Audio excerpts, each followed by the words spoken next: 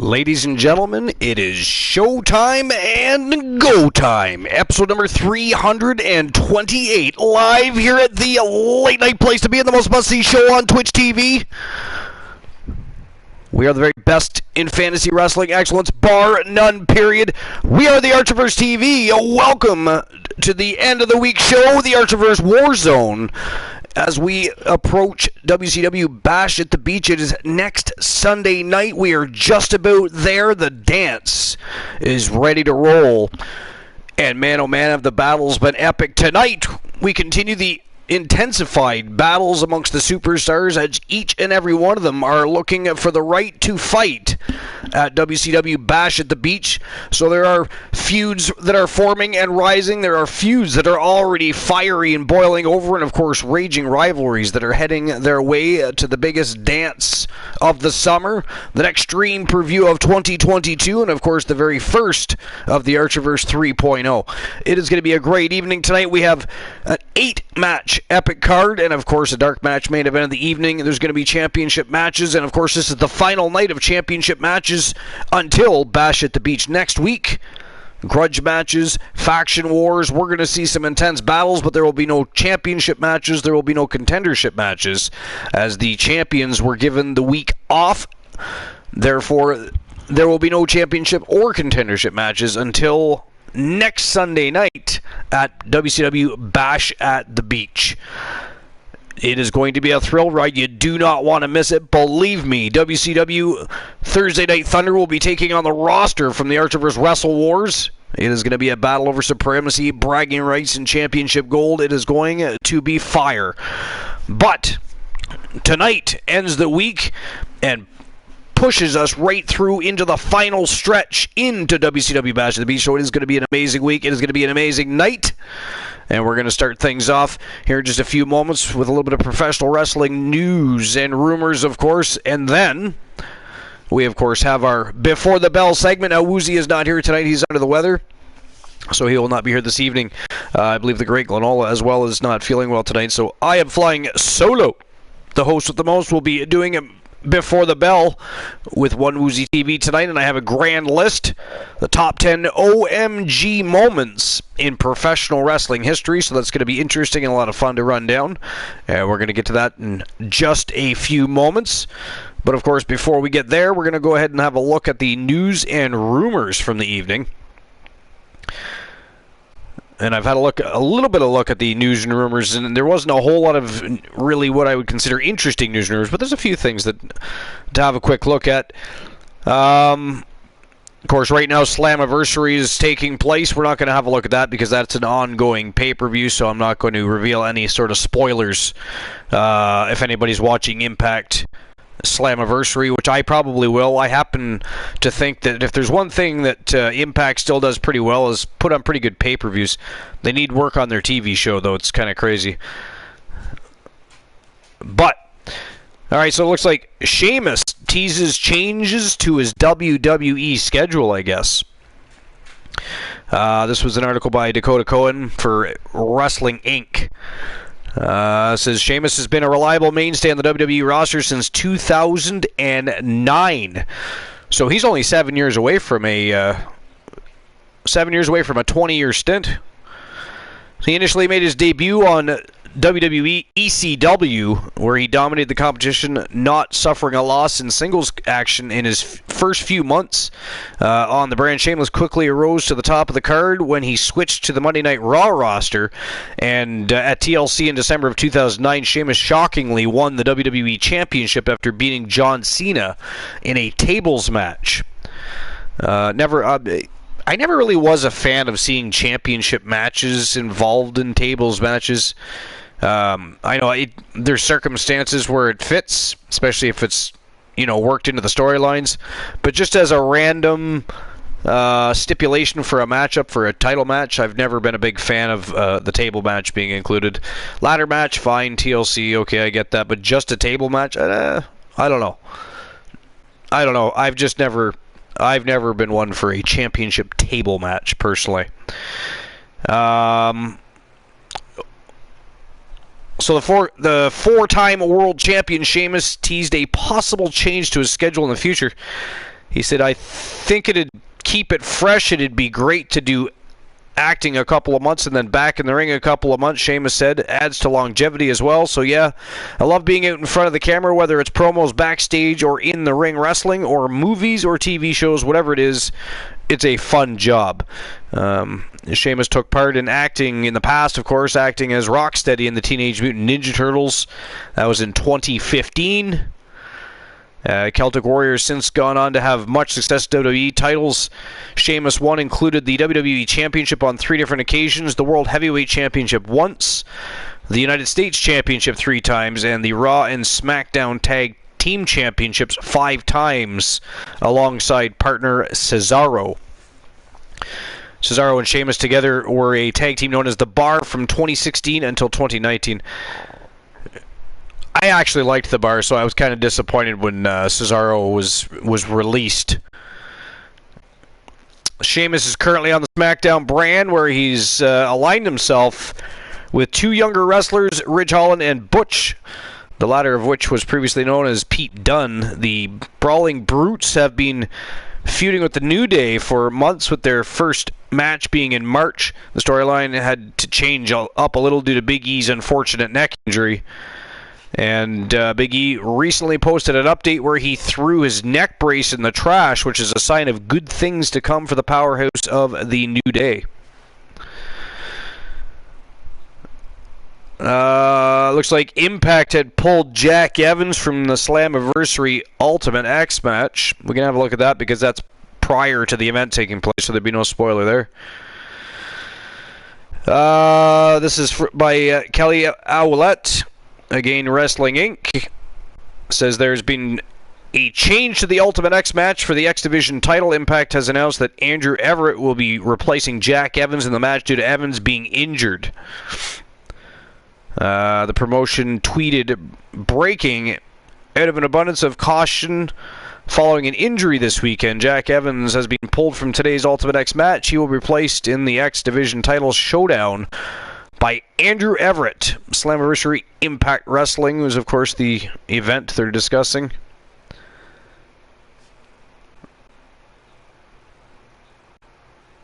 Will Ospreay was praised for his response to a situation with a disabled fan.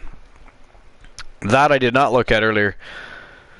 This is an article by Robert Gunyer for Wrestling Inc. It says the in-ring skills of Will Ospreay are often praised, but we don't always hear about commendable acts he makes outside of the squared circle.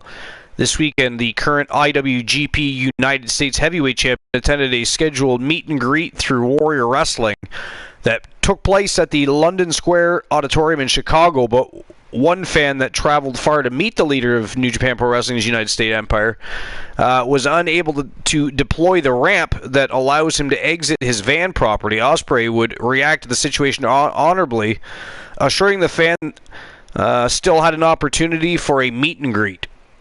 After driving nearly an hour and a half to the north side of Chicago on a Friday, dealing with brutal Chicago weekend traffic in the heat with no place to park or move, because every sidewalk and street is just packed with people, Will is probably one of the best pro wrestlers, if not human beings, I've ever had an interaction with. The fan writes, I couldn't physically deploy my ramp to get out of my van. Him and the amazing Warrior Wrestling staff were kind enough to just meet me outside in the parking lot and talk for like 30 minutes and just shoot the shit about life and wrestling. He was even kind enough to get in my van so I could take a picture with him and signed a poster and his AEW hat. Said, plus we talked about the Forbidden Door and how he's personally going to kick the shit out of Orange Cassidy for me. Will and the entire Warrior Wrestling staff made everything about this day and experience worth it for both Ezra and I. Thank you guys so much, for ever grateful, and God bless, the guy says. And Ospreay is scheduled for a trios match on this week's AEW Dynamite, apparently.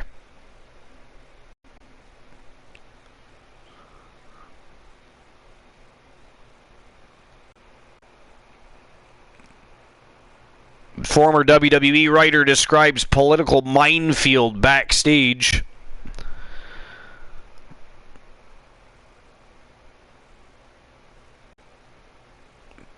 Former WWE referee Tim White passes away at 68. Man, Dave Hebner passed away. Now Tim White's passing away at 68.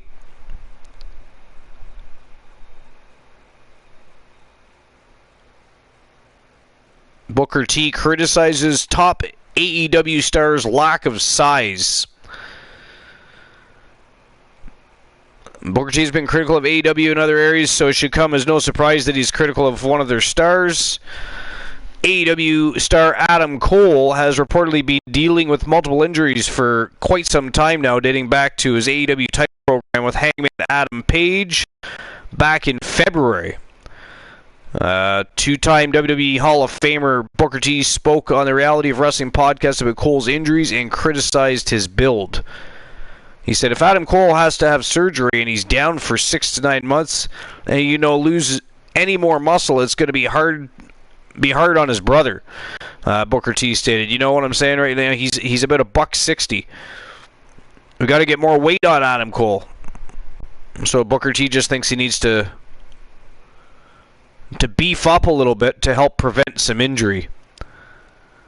He cites the reason for his consistent and reoccurring injuries is lack of size, and he's probably not wrong. I mean, professional wrestling is very taxing on the body, and it's a lot like a combative sport where if you're going to go into the ring and fight or onto a mat and fight, you're training, you're working hard, which means you're also building muscle and following a proper eating regime.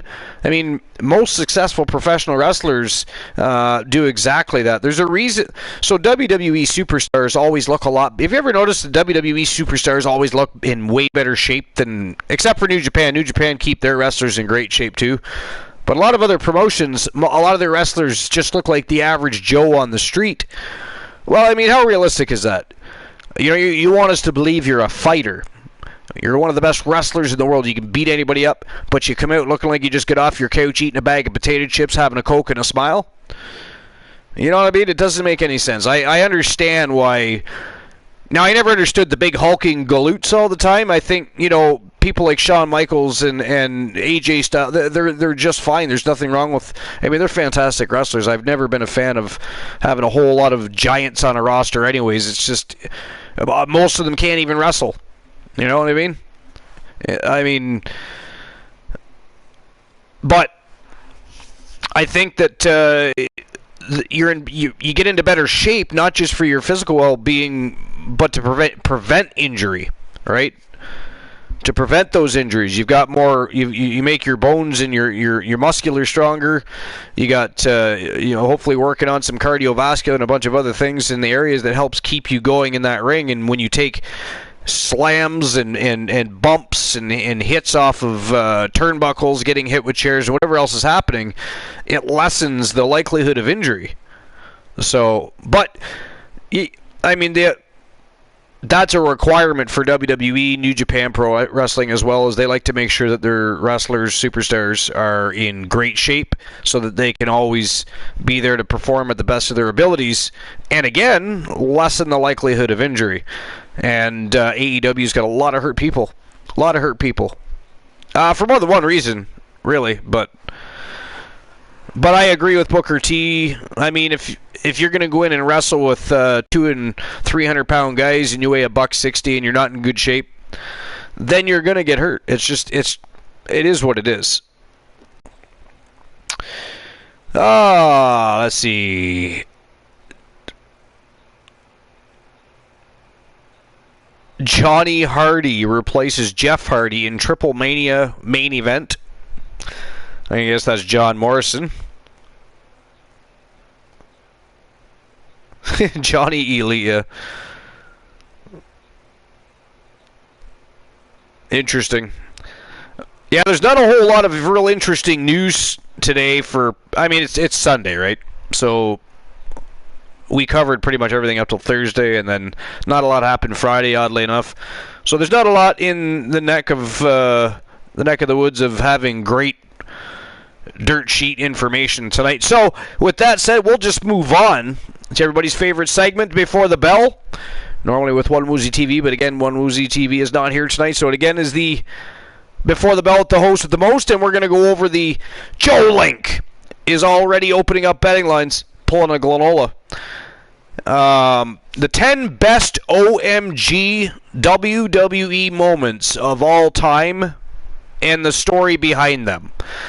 And this is an article by Sportskeeda, and it was posted by Sean Farrell. Jesus, Joe Link, first match, second match, he's on a roll. He's definitely pulling a Glenola. The betting lines are being opened up. All right, so the WWE has been home to many memorable moments throughout the history, whether it was Stone Cold Steve Austin driving a truck to the ring and soaking The Rock and Vince McMahon in beer, or Jimmy Superfly Snuka jumping off the top of a cage back in the early 80s. There's been no shortage of jaw-dropping moments in the WWE that made us say, oh my God. So here are 10 moments in the WWE that made this person specifically, and maybe others, of course, say, oh my God. So, number 10 on this list is the Nexus debut. So the debut of the Nexus and its execution was one of the better OMG moments post-Attitude Era in WWE. The Nexus consisted of 8 rookies from Season 1 of the NXT TV series: Michael Tarver, Justin Gabriel, David Otunga, Heath Slater, Darren Young, Daniel Bryan, Skip Sheffield, and their leader, Wade Barrett. In their shocking debut, Wade Barrett made his way down to the ramp with the other 7 members, hopped over the barricade through the crowd. The Nexus then laid waste to CM Punk and the Straight Edge Society before setting their sights on John Cena and surrounded the ring. After mugging Cena, the Nexus destroyed everything at ringside, including Matt Striker and Jerry Lawler. The crowd fell silent as the assault continued, and the Nexus destroyed the announce tables, the ringside crew, and the ring before Barrett hit Wasteland on Cena, followed by a 450 splash by Gabriel. This moment was one of the greatest debuts of all time. Unfortunately for the Nexus, the angle was completely ruined by the creative team. Joe Link says, yeah, they are open until the championship matches. All right, cool. Well, I end the dark match. But actually, Joe Link, there would be 4 then, because there's only 3 championship rounds. I mean, I understand there's more than 3 titles up for grabs tonight, but that's only because it's the final night of championship matches. Next week is all grudge matches, faction wars, and people looking to get back into the spotlight before Sunday night. So we would have to make that dark match the 4th match. But that's fine. I mean, but feel free to open up the dark match too. Alright, number 9. Number 9 on the list of 10 best OMG WWE moments of all time. Number 9 is Vince's limo explodes.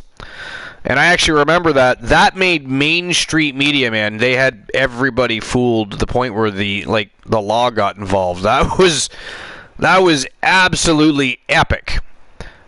Great storytelling. Unfortunately, they had to ruin their own story because it caused way too much of a controversial issue for the network, for WWE itself, for a lot of different things. But it was awesome, man. I mean, the funny thing is I can't believe so many people thought somebody blew up Vince McMahon at a WWE event. I was like, really? Really? Really? But anyways, one of the OMG moments that is almost among taboo to even speak of, which is true, they don't speak of it, because it did cause so many problems, but yeah, one of the most OMG moments that is almost among taboo to even speak of is when Vince McMahon got into his limo and it blew up. Mr. McMahon's character was to be written off television, and they set up a send-off that resembled the Sopranos finale. When Vince left the arena and entered the limo. It exploded in a somber moment to send Raw off the air. The storyline was completely dropped after the real-life tragedy of Chris Benoit murder-suicide. However, as Vince McMahon had to make a public statement following both incidents.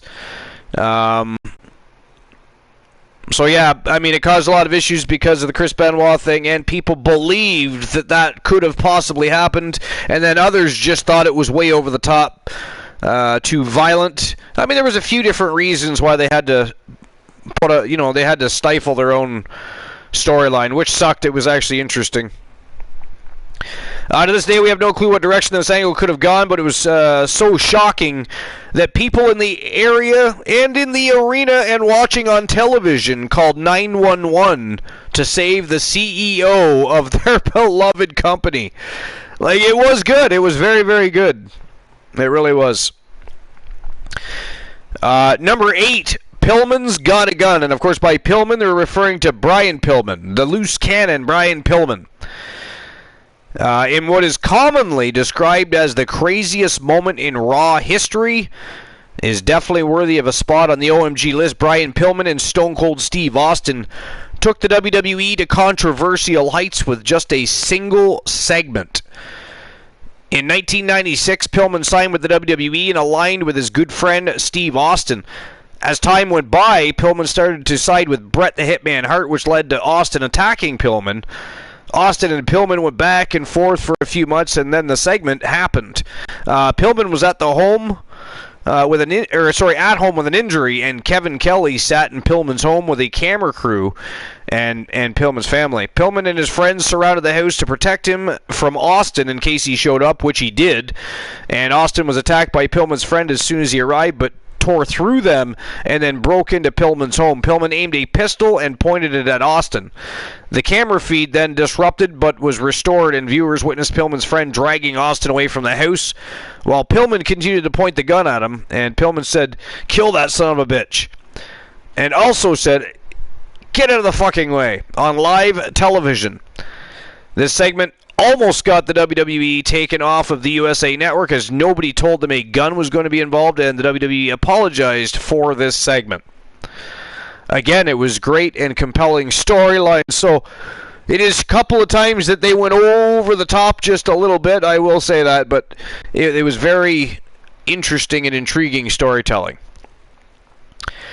Number 7, Edge spears Jeff Hardy.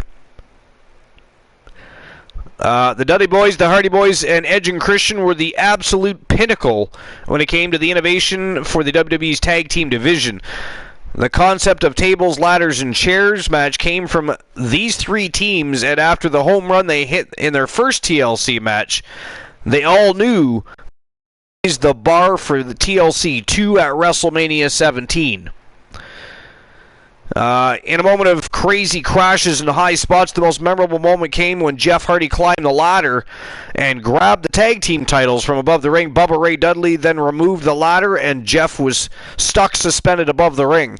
Edge climbed to the top of the ladder in the corner of the ring and leapt into Hardy with a vicious spear, sending both men crashing to the mat about 15 feet below.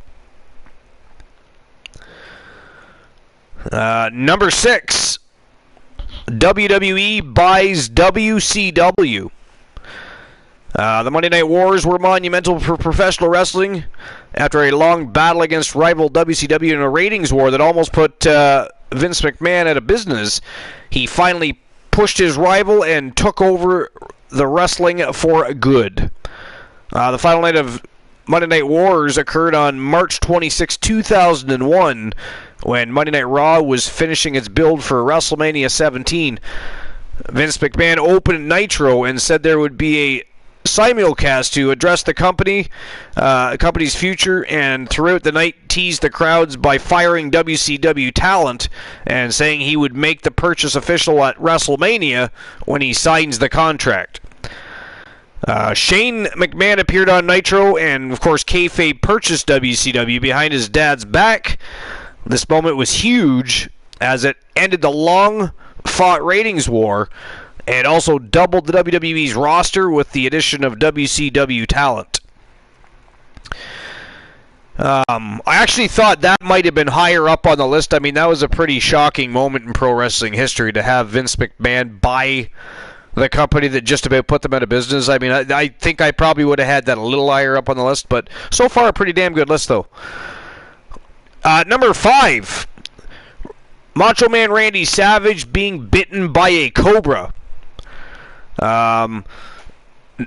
So in 1991, we saw Jake the Snake Roberts' character begin to travel down a dark, sadistic path after his feud with Earthquake led to the death of his beloved Python Damien, leading to our next OMG moment. After teaming briefly with The Undertaker in a feud with The Ultimate Warrior, Roberts set his sights back on the Macho Man, who was only an announcer at the time because of losing a retirement match. Roberts came to the ring for a quick squash match and then goaded Savage from the announcer's table to the ring.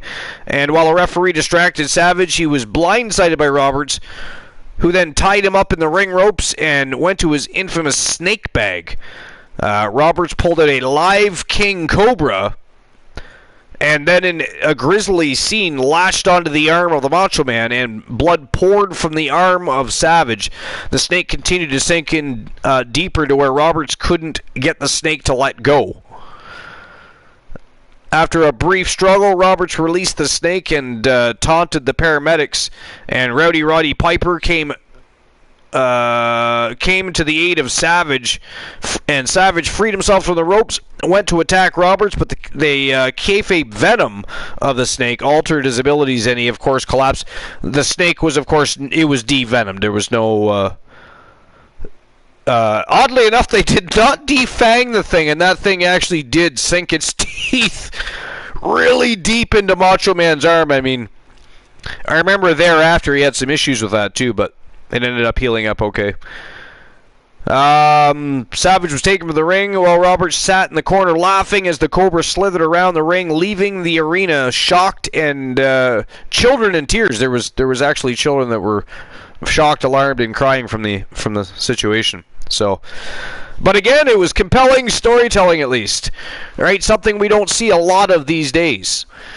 Joel Link says, "Yeah, so far it's been great." Sorry, what's been great? Oh, you're talking about the list, because I happened to mention that it was so far a pretty solid list.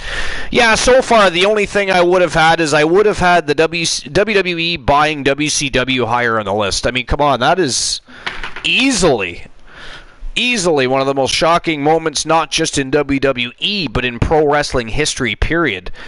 Right? They were locked into a battle for 84 weeks. And were beaten by WCW 84 straight weeks. All right, so I mean, and then all of a sudden Vince McMahon, not only does he beat them in the ratings wars, but then he turns around and buys the company.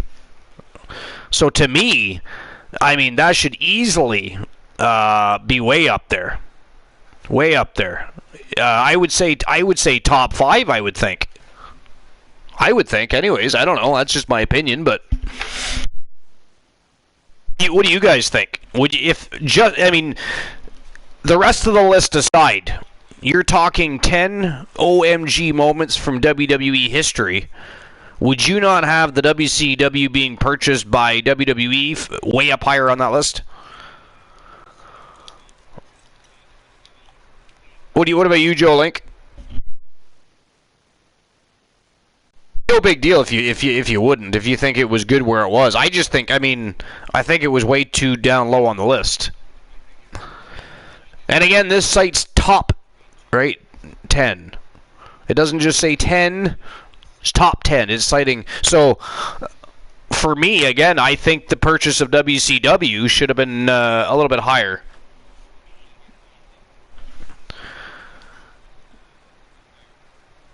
Joling says, yeah, that was shocking. Yeah, it really was. It really, really was. The other shocking moment, they probably could have had it as a separate moment because it wasn't involved with the same. But when Shane McMahon showed up, in his kayfabe, purchasing WCW behind his father's back, I mean, they included that in the conversation with Vince buying WCW. But I actually would have had that as a separate moment, because that was a completely separate moment, and was also a huge shock. Also a huge shock. Joe Link says, yeah, I would have. Yeah, I would. It was so surprising I would be in top. Yeah, me too. Top 5 at least. Top 5 at least. Now, again, I'm not sure what's on the rest of the list, so we're going to find out here in a moment. But yeah, definitely top 5. All right, so let's move on with the list. Number 4 was Hulk Hogan drops the title to Andre the Giant. Now, definitely, that's belonging in the top 5, because I think, especially back then, nobody expected Andre the Giant to beat Hulk Hogan. So this is one of the less talked about OMG moments, but given the magnitude of the match, it's very memorable on this person's list. In the first primetime network television match since 1955, over 33 million televised viewers. 33 million, guys. Get that into your head for a moment, would you? 33 million people tuned in. Now, you're also talking about a day and age where not many networks existed, right? It's the same thing with the Attitude Era. You know, WWE and WCW used to pull 5, 6, 7s in ratings. But again, you had less networks, less TV shows, less reasons for people to change the channel. It was different. That's why, when you're getting a 1.5, a 2, a 3 nowadays is pretty darn good. Sports teams get much higher sometimes, but 33 million, though. 33 million. Television viewers tune in to see Hulk Hogan take on Andre the Giant for Hogan's WWE Championship. After failing to purchase the WWE Championship from Hogan, the $1 Million Man Ted DiBiase devised a scheme to have Andre the Giant win the title for him and then hand it over. To ensure that plan was foolproof, DiBiase hired the twin brother of Dave Hebner, Earl Hebner, obviously. R.I.P. We, of course, know that referee Dave Hebner just passed away. But anyways, who was supposed to be the original referee. Earl Hebner, who filled in for his brother, counted to 3 after Hogan clearly got his shoulder up at 2, and the controversy ensued. The damage was done, however. Hogan lost the WWE Championship, but DiBiase didn't get his wish either, as it was stated when Andre tried to hand over the title. He actually vacated it, leading to a WWE Championship tournament at WrestleMania 4. And that was a great tournament, by the way, and I think we all know who won that tournament. So, or maybe we don't. I don't know. Are you guys aware who won that tournament for WrestleMania 4 for the vacant title? Froggy Mothlegs in the house. What's going on, buddy? Welcome to episode number 328. Archerverse Warzone. We're a couple days late, but it is still going to be above and beyond great, baby. We got a great show planned tonight. Our last night of championship and contendership matches. Next week is all grudge matches, faction wars, and people looking to get into the spotlight for next Sunday's WCW Bash at the Beach, because the big show, the big dance, that extreme preview of 2022, the first stream preview of the Archerverse 3.0 is next Sunday night. Next Sunday night.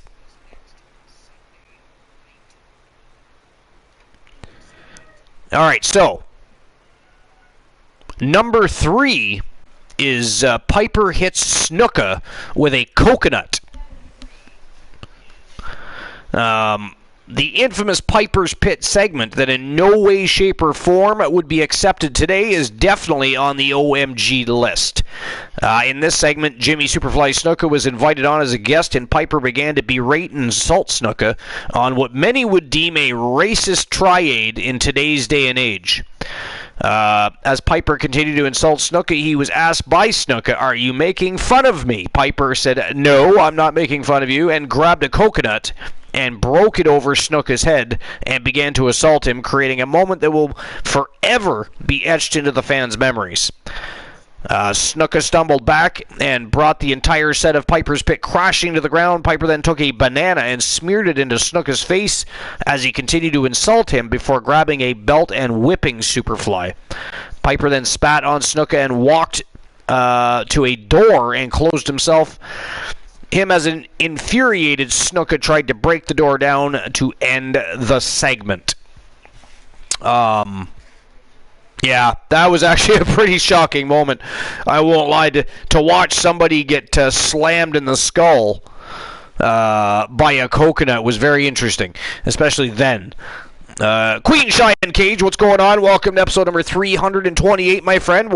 What's going on? What's new and exciting? You haven't missed much so far. We're just going down the before the bell list, and then we're going to dive directly into the Archerverse Warzone. 8 matches, a dark match main event. We've got 4 titles on the line tonight. It is going to be a night of absolute fire as we push forward into our final week before WCW Bash at the Beach. All is good with Queen Cheyenne Cage. Fantastic. Awesomeness. For those that aren't familiar with Queen Cheyenne Cage, she's, of course, the management team for Cheryl Danger. Cheryl Danger, of course, partners with the Reaper Charlotte Knight in the women's tag team division. They have already been the Archerverse Women's World Tag Team Champions, so it's good to see Queen Cheyenne Cage back in the arena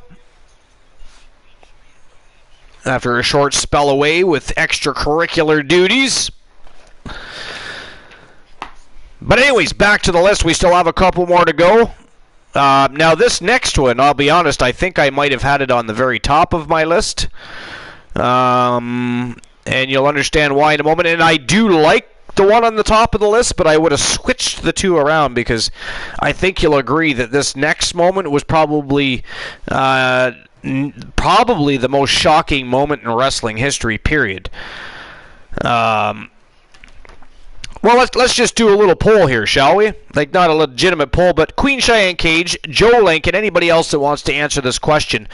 If I was to ask you what you think the most OMG moment in wrestling history was, what would you say that OMG moment would be? And then I will tell you what the number 2 on the list is.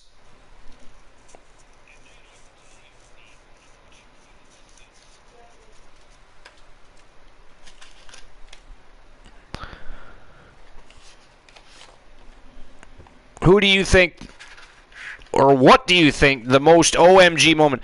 Undertaker throwing Mankind off the cell. That would be your number 1? Well, guess what? That actually is the number 1. That is the number 1. What do you think the number 2 might be? And I'll be honest, I actually think the number 2 is more shocking than that. I believe that the number 2 is more shocking than Undertaker throwing Mankind off the cell.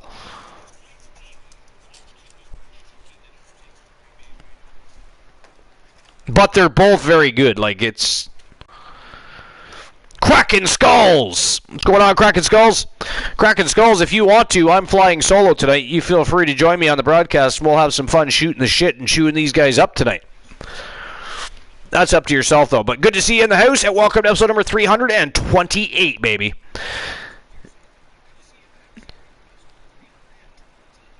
That sticks out in your head a lot. Yeah, so the number 2 is the Montreal Screwjob. And I'll be honest, I think the Montreal Screwjob is even more shocking than Undertaker throwing Mankind off the top of the cell. But that said, they both belong in the number 1 and number 2 spot, and I think I would have put WWE buying WCW at number 3 or 4, personally.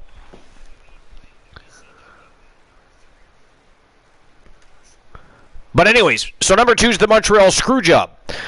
Montreal Screwjob is widely believed to be a blatant on-screen betrayal of Bret the Hitman Hart, who at the time was one of the WWE's longest tenured and most popular performers of all time. Hart recently won the WWE Championship in August of '97, but the news broke that the Hitman signed a deal to work for the rival WCW in December of the same year. Hart refused to drop the title to Shawn Michaels, who he had a personal grudge against.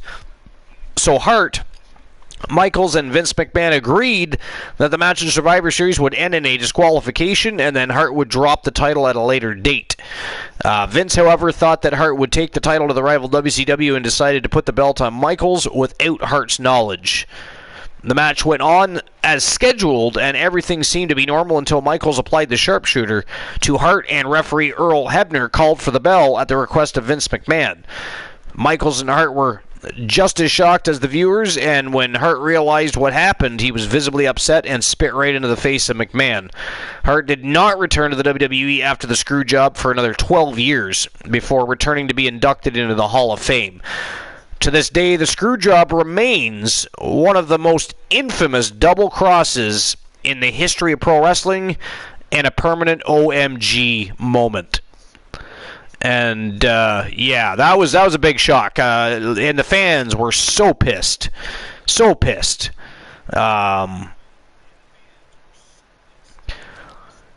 Hart was underhanded. How dare they betray W? But yeah, I think as much as Joe Link's number one, and it actually is the number one, Undertaker throwing Mankind off the top of the Hell in a Cell, as shocking as that was, I do believe the Montreal Screwjob was way, because I mean that made mainstream media. It was crazy. And then, I mean, for years and years, it's been debated for a long time. People thought that was kayfabe.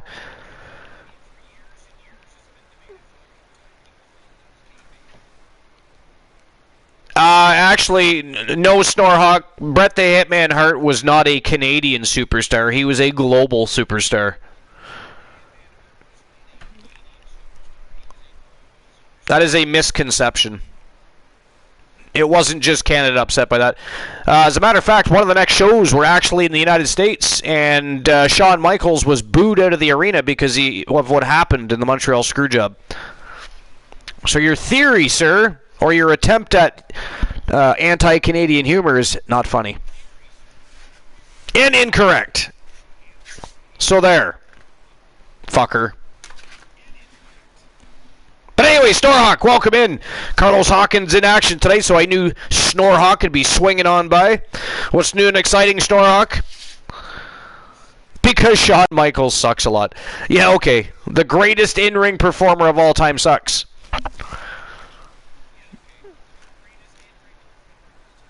Canadians are humors.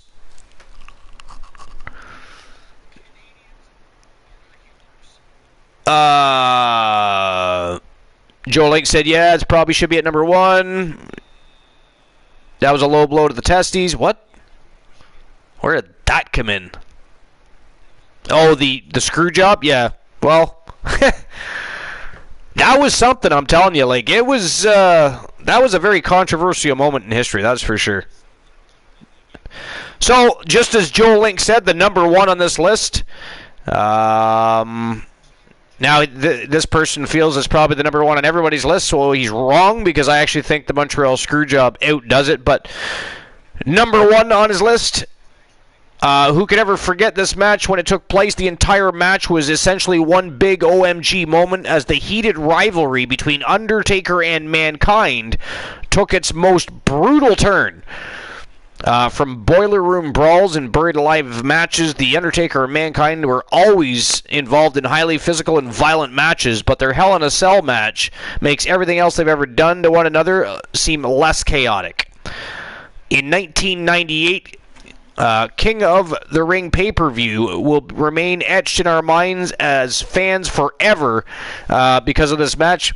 Mankind was out first, and he tossed a chair to the top of the cell and climbed to the top. Undertaker joined him on top of the cell after his entrance, and the two began to brawl back and forth atop the structure. The Undertaker then threw Mankind from the top of the cell, crashing through the Spanish announce table. Jim Ross made the iconic call of, "Good God Almighty!" And, of course, that killed him. Which, of course, they did not kill him. As God is my witness, he is broken in half. Another one that he made that night.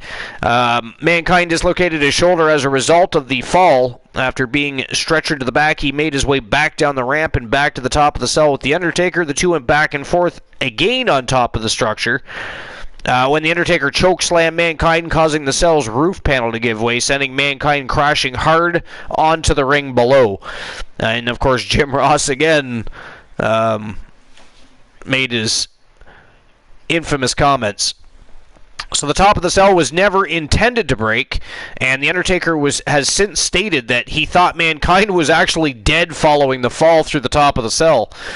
Mankind was knocked unconscious, and his lifelong friend Terry Funk and WWE personnel rushed to the ring to check on him. And Funk stated that he thought he watched his friend die, so he rushed to the ring to make sure he was still alive. Mankind also stated that he was, had he had taken the chokeslam properly, he would have died, but thankfully he didn't land as he normally would, and that actually saved his life. The TV cameras focused on Mankind's face as he was sitting in the corner of the ring, and there was a tooth that clearly pushed through his lip and into his nose from the chair that hit him in the face after the fall, which also dislocated his jaw.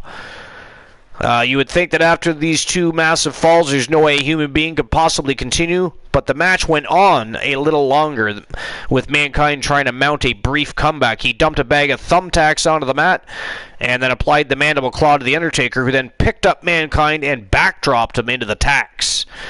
Mankind got back to his feet and was then chokeslammed onto the tacks before finally being tombstoned and pinned by The Undertaker, ending one of the most barbaric matches in the history of WWE. And that was the top 10 OMG moments in WWE history. And we'll go back over that list in a few moments. But what do you guys think of the list? What do you guys think? Is there any? Who would you guys? What moments would you add to that, if any?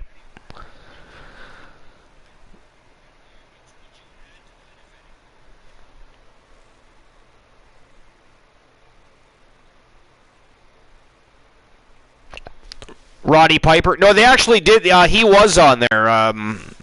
One of the top 10 moments was Roddy Piper slamming the coconut into Snuka's head. Because, I mean, let's face it, that was, especially for the time, it was definitely shocking.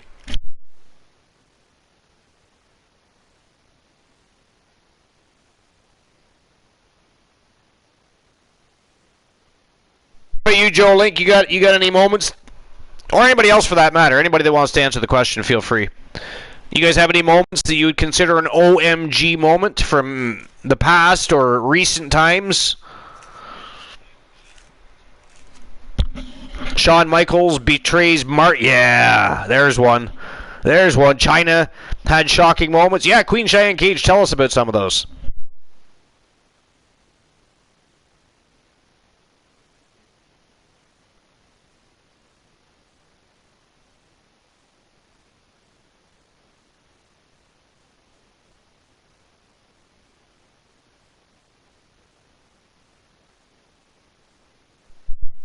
Hayabusa landing on his head, one of the worst moments I've personally seen. I don't think I actually saw that, Froggy. What exactly happened there?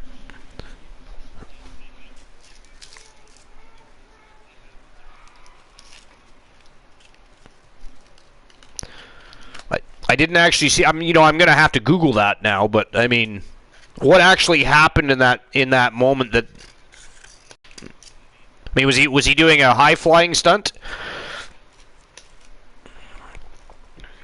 Or was he just, like, DDT'd or something and it went wrong?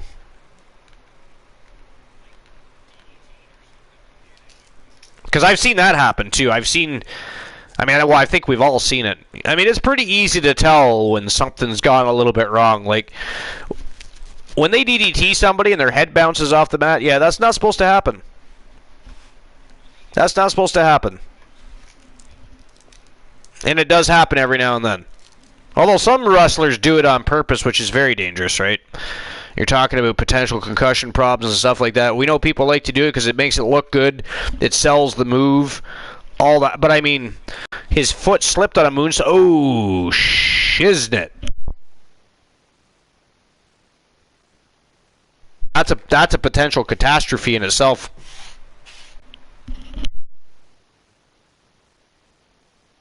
head folded beneath his shoulder. Oh, Jesus. Yeah, that doesn't sound very good at all. China left DX. Yeah, that was shocking. How'd you feel about that at the time, actually? Or you too, Joe. Like, do you remember that when China left DX? What was your feelings on that at the moment? Because, I mean, at the time, because of things that were happening, I was actually pretty excited for it, but a lot of people were pissed.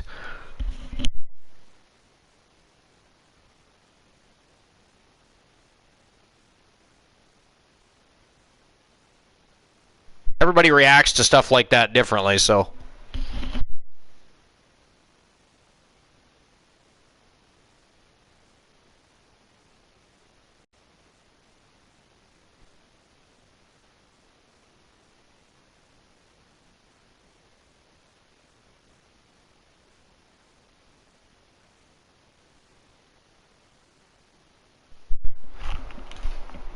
Alright, so, in the meantime,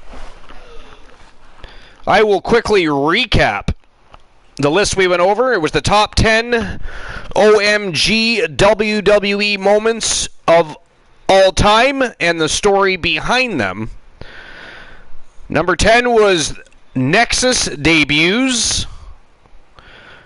Number 9 was Vince's limo explodes. And by the way, the Vince's limo exploding would have been in the top 5 as well. Personally, for me, just saying. I don't know how you guys felt about that, but that was definitely a shocking... Although I wasn't one of the marks that fell for it, I still thought it was compelling television. And it was a good time, I'll be honest. But I would have had that. I would have had that. Vince had it coming. Number 8, Pillman's Got a Gun.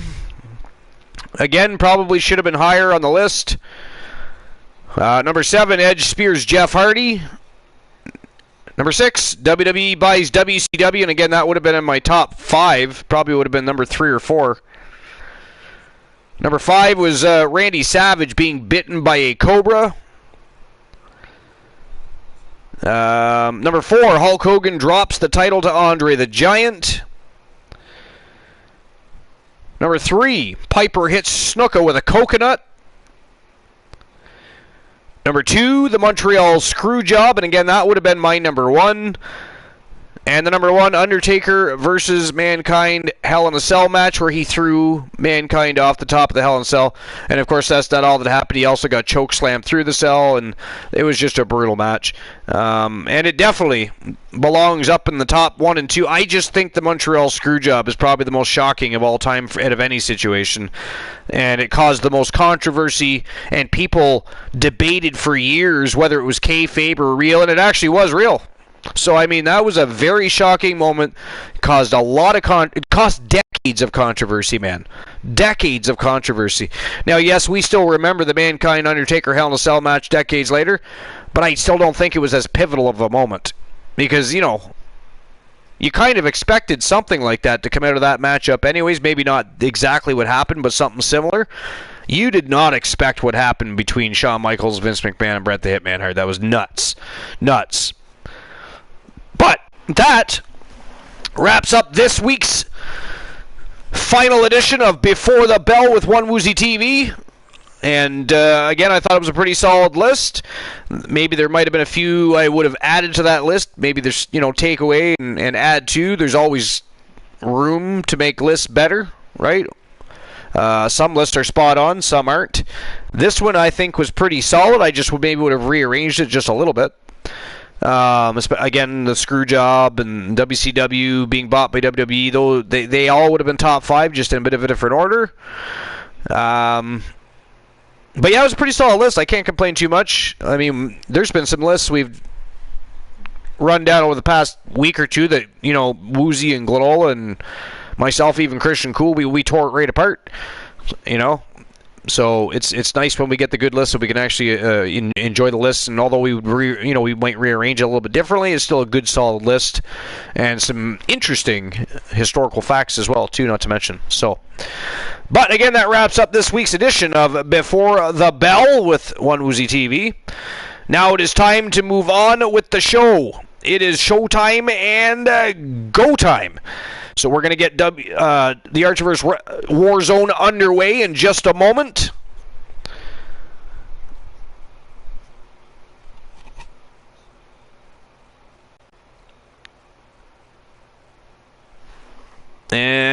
and I'll get everything ready to open the betting lines, because again, Joe Link has actually opened up the betting lines actually all night long. The first 4 matches are open. Of course, you don't have to redeem anything for the championship rounds. They're open automatically for you at no charge to you. And then he opened up the dark match main event betting line as well. So nobody spent any Archivers bucks on opening betting lines. It has been done for you.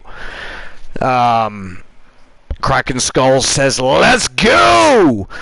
It is definitely showtime and go time. You guys are ready. I'm ready. Episode number 328 live. Let's go! The Archivers Warzone, baby.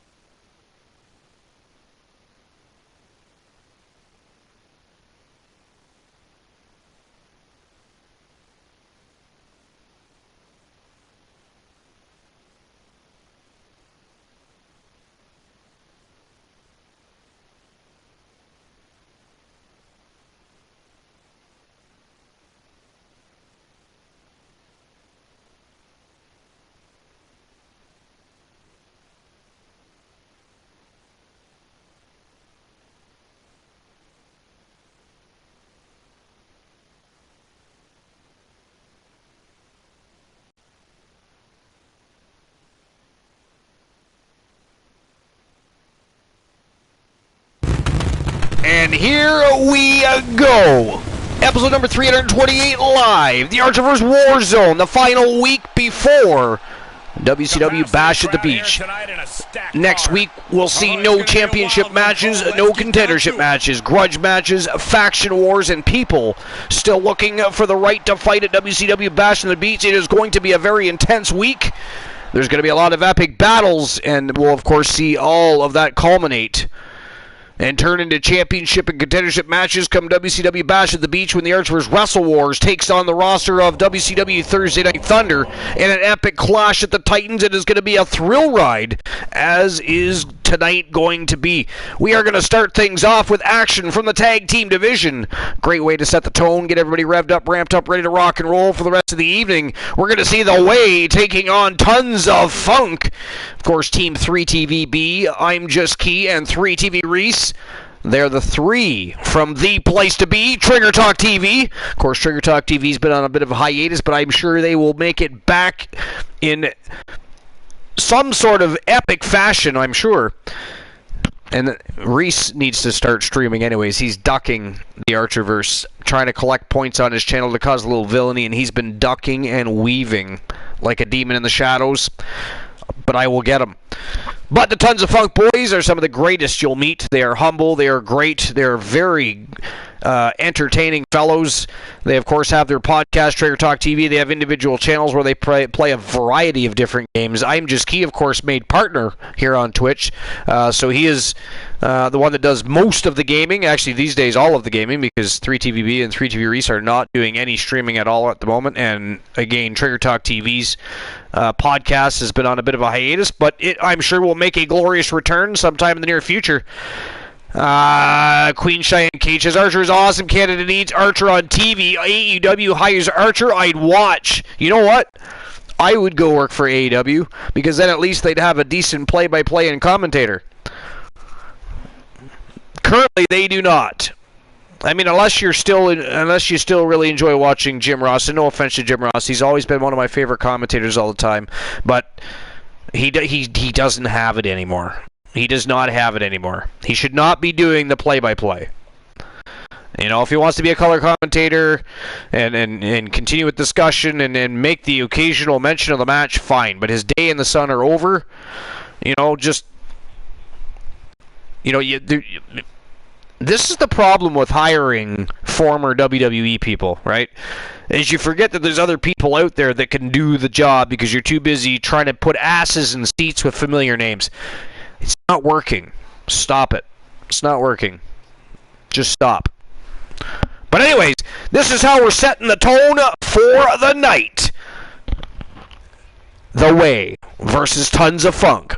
Match number 1, episode number 328, live here at the late night place to be in the most must-see show on Twitch TV.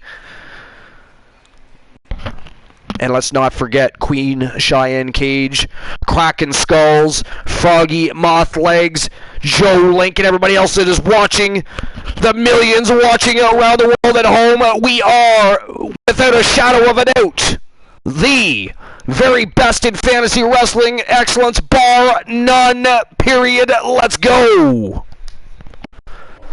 And by the way, while these guys make their glorious entrance to the ring, I have to pee. So I will be right back.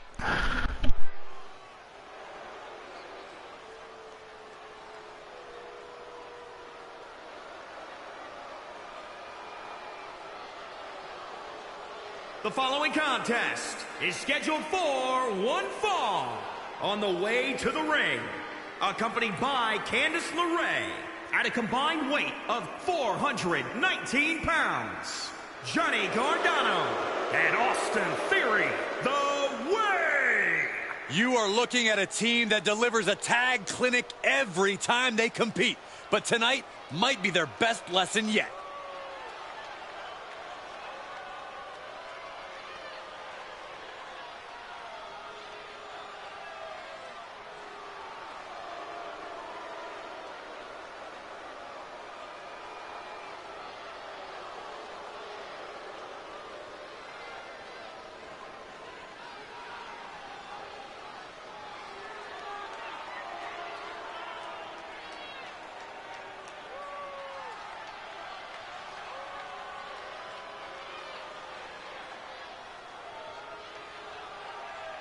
Better get ready.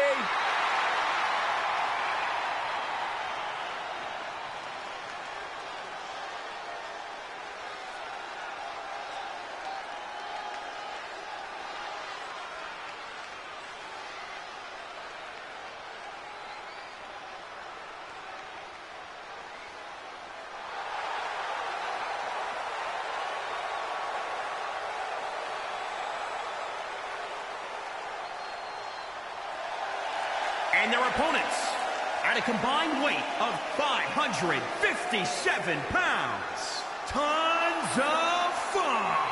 Ever since I took my spot here at the commentary table, I have wanted to call this match. I cannot wait to finally do it.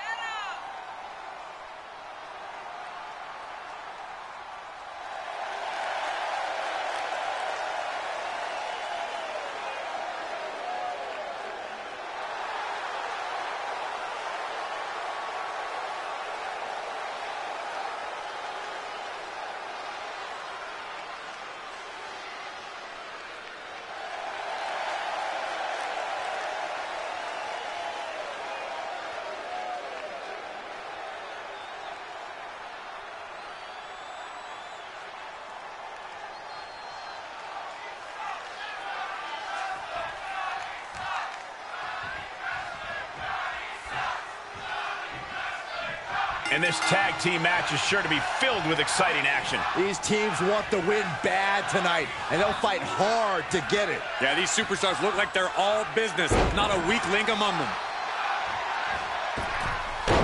Big height on that moonsault.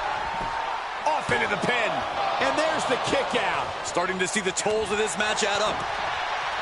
Oh, and that startles Johnny.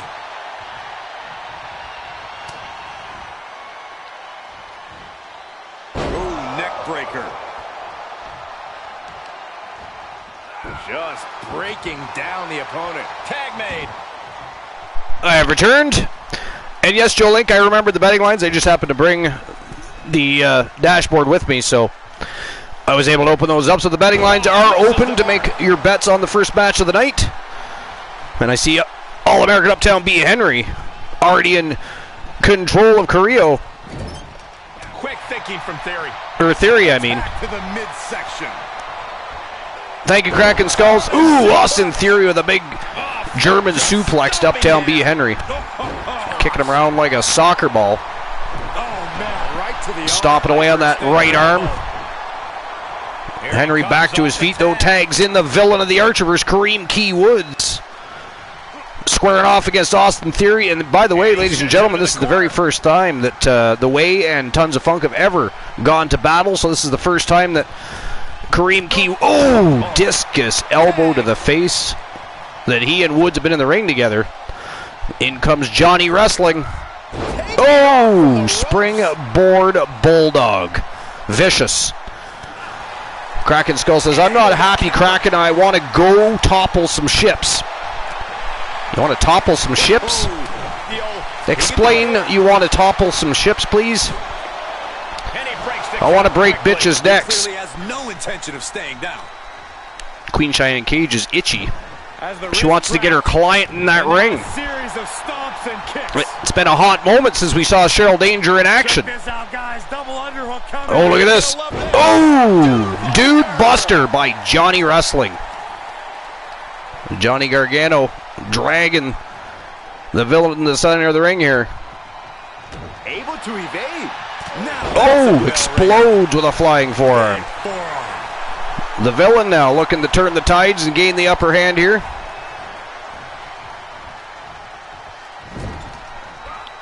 Tag. Back in comes Henry. We're going to see a little double team action here.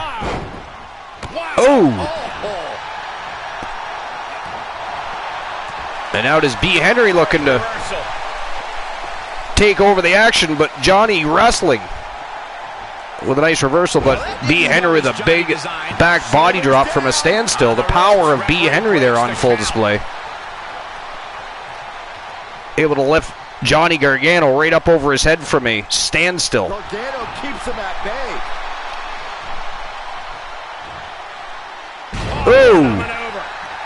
Johnny Gargano tagging in Austin Theory. And Theory goes right to work. Back elbow. Did you see that? Barrage of strikes now from Austin Theory, but B. Henry drives a knee right into Theory's midsection. And Theory explodes with an elbow. Avoids a potential danger situation there. I'm pretty sure B. Henry was going to tag in Key. Would have been some more double team action for Tons of Funk. Reaches his partner for the tag. And in comes Key anyways. No double team action. But the villain back in the ring. And another rolling elbow from the villain. He's setting up Austin Theory here.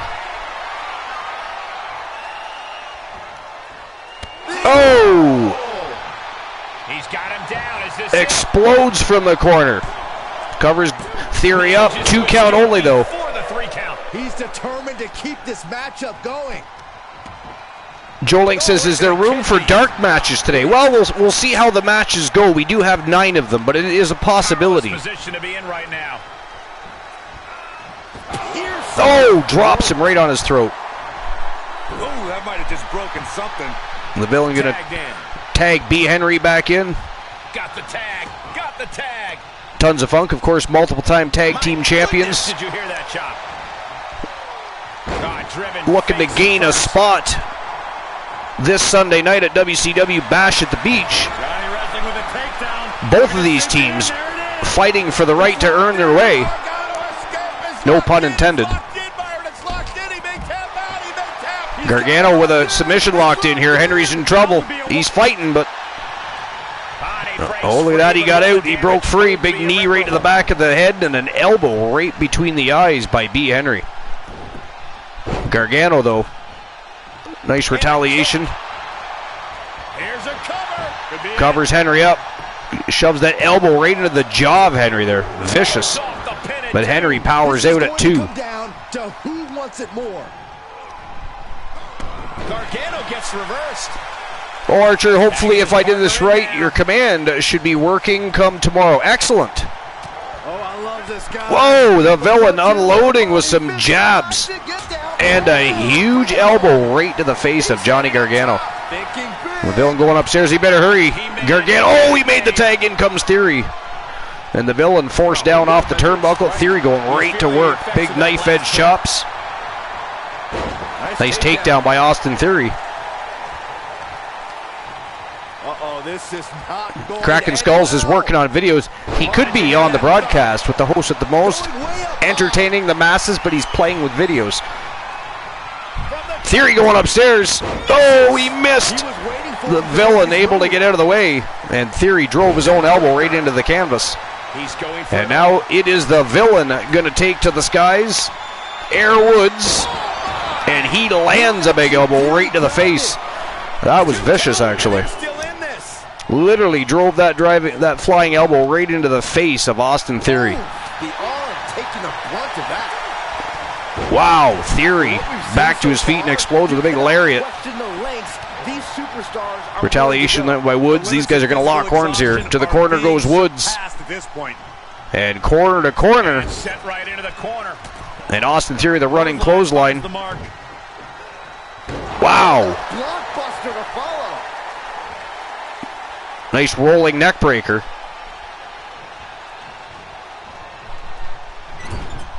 Woods eating the turnbuckle pad. In comes Johnny Gargano. We're going to see the way with a little double team action here. And Gargano with a double axe handle right to the middle of the back. Again, these two teams both looking for the right to fight this Sunday night. Or, well, this coming Sunday night. This is Sunday night. Next Sunday night. When we go live with the first big stream per view of the Archerverse 3.0. The next big stream per view of 2022. A thrill ride it will be. And both of these teams want to be involved in the big... Oh! Damn, he like javelin tossed him right into the post. And somehow the Villain back to his feet. And look at this. Whoa! Big side kick to the face. That was brutal. I mean, this is amazing. That was brutal. Busted him open. Johnny Gargano bleeding all over the place here now. We got a more double team action here from Tons of Funk. Whoa! Wow. And look at this. They're not done. Holy Jesus. Gargano bleeding, battered, bruised. And look at this. He is still full of fight. Henry right back to his feet, and look at that, tackles Gargano right back down to the canvas. Gargano is in big trouble here. He needs a tag. Oh, he moved out of the way. Henry splashed the ring instead of Gargano. Oh my goodness. Nice retaliation.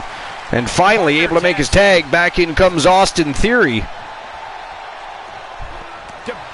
Queen Cheyenne Cases, what drugs are they taking? Kraken says they are taking Compound V. Big double axe handle right to the elbow joint. Oh, look at this. Nice elbow drop. Variation of a inverted DDT, really. Gargano recognizing a chance to end this. Gargano measuring up Henry here, but Henry puts a stoppage to his plan. And a big knee to the ribcage of the already battered and bruised Johnny Gargano. Oh, downtown by uptown. Wow, he kicked out. He kicked out of the downtown by uptown. Back in comes the Villain. That's crazy. I can't believe he kicked out of that. And now the Villain measuring Gargano up. There we go. Booyah! This could do it. The Villainous barrel roll. Oh, he kicked out of that too. Johnny Gargano kicked out again. Wow, big flying elbow drop. Austin Theory looking on. Breaks up the pinfall. 2 count only there. Gargano back to his feet. And Theory interjects himself into the situation. And look at this, the Villain with a rolling neck breaker. And over the top rope goes Austin Theory, and the Villain sets his sights right back on Johnny Gargano. Whoa, springboard lariat right to the back of the neck. And the Villain is on fire here. Kareem Key Woods looking to take things over here. Take things over and probably end things here. He's going to take to the skies here again.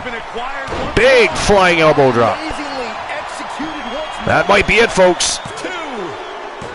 And that is it. That is all, ladies and gentlemen. The winners of the match from Team I'm Just Key and 3 TVB. 2 of the 3 from Trigger Talk TV. They are Tons of Funk. And Tons of Funk now have made their way with the right to fight at WCW Bash at the Beach.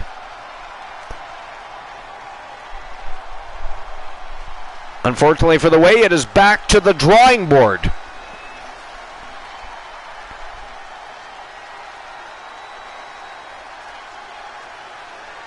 Here are your winners, Tons of All right, Tons of Funk were the winners. Payout has been issued. And they are in its purest form. You simply love having to see a it. good old celebration now with the crowd who are on their feet. And it is deafening in there.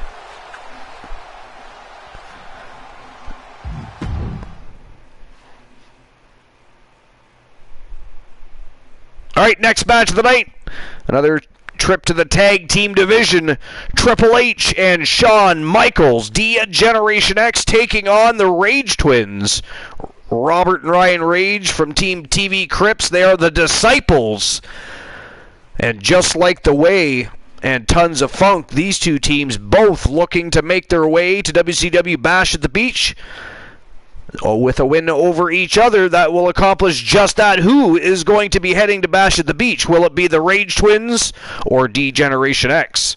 You're going to get a chance to bet on that.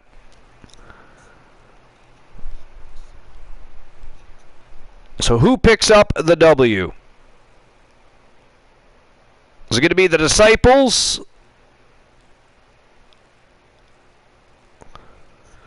Or DX? 5 minutes to make your bets.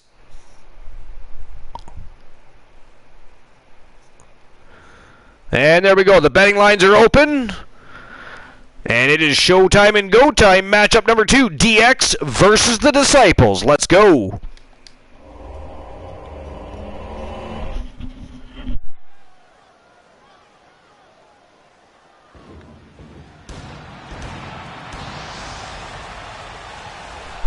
D-Generation X making their way to the ring. The following contest is scheduled for one fall on the way to the ring at a combined weight Go time. 182 pounds. The Heartbreak Kid, Shawn Michaels, and the Game Triple H, D-Generation X. The feeling D-Generation X right now is unlike anything I've ever taking felt on in the some time. Disciples, and both teams looking for the right to fight at WCW Bash at the Beach. Who's taking this one? Who's picking up the W? Who is going to earn the right to fight at next Sunday's big extravaganza?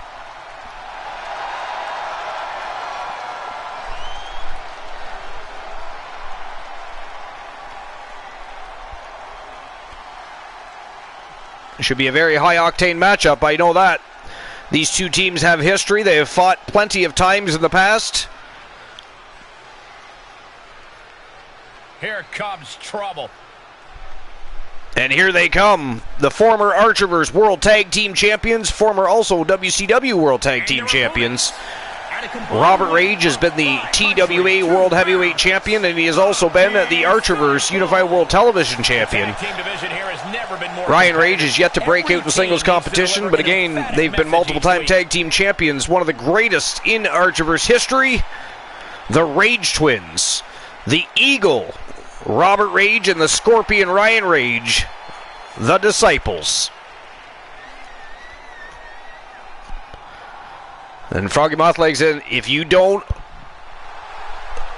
like bow ties, we got 2 words for you. Kraken Skull says, suck it!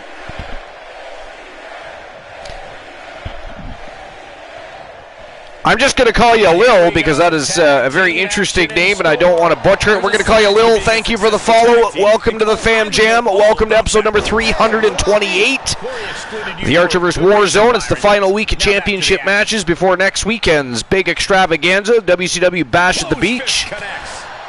We've got some intense action in the ring tonight in the tag team division so far, and of course we've got 4 championship matches on the eve. We also have a dark match main event that is a title match. Mixed Match Challenge World Tag Team Championships will be on the line. The Trailblazers, Stone Cold Steve Austin and Tony Storm, taking on from Team Joe Link, the Outlaws, Alexa Bliss and Joe Lincoln.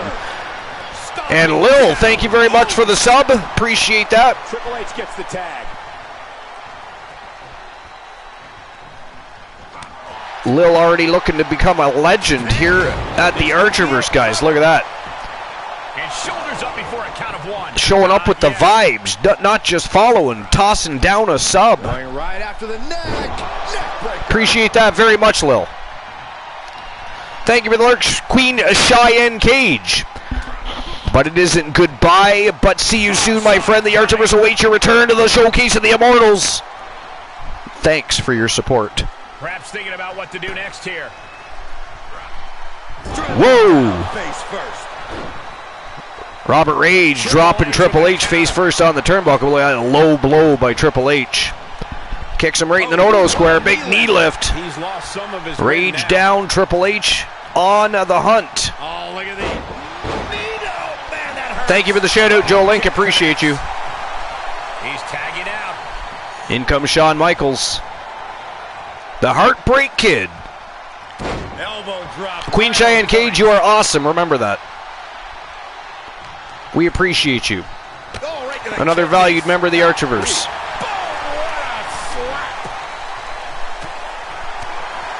Buy followers. Why don't you buy a ticket? HBK way up top.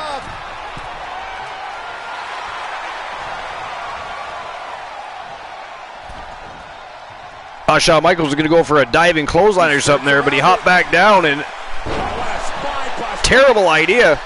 Robert Rage with a big spine buster, and in comes Ryan Rage. The Scorpion. Oh! Didn't move quick enough, though. Took a big back elbow off the ropes from Shawn Michaels. Kraken Skull says, fuck you, bought piece of shit. Nobody wants your bitch ass followers, cocksucker. No one does it better.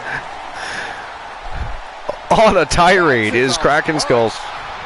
Getting tossed. Over the top rope goes Ryan Rage.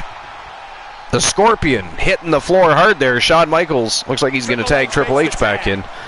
And back in comes the Cerebral Assassin. Wasting absolutely no respect on his opponent. You gotta love it. Kraken says, I'm sick of those fucking bots. They are a bunch of bot holes. The Scorpion tosses Triple H into the barricade. And Triple H actually looks a little fatigued here. Ryan Rage hops back into the squared circle, and he taunts Triple H back in as well. Here we go. Big back elbow, though. Nice counter. Almost met with a big chop edge, knife edge chop by Ryan Rage, but beautiful retaliation by Triple H. But look at this reversal by Ryan Rage.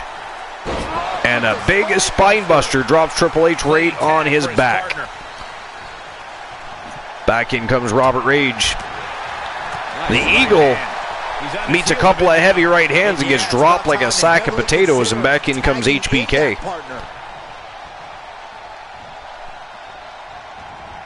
He's burying elbows. Michael's not sure what to do with Robert Rage, and Rage takes advantage.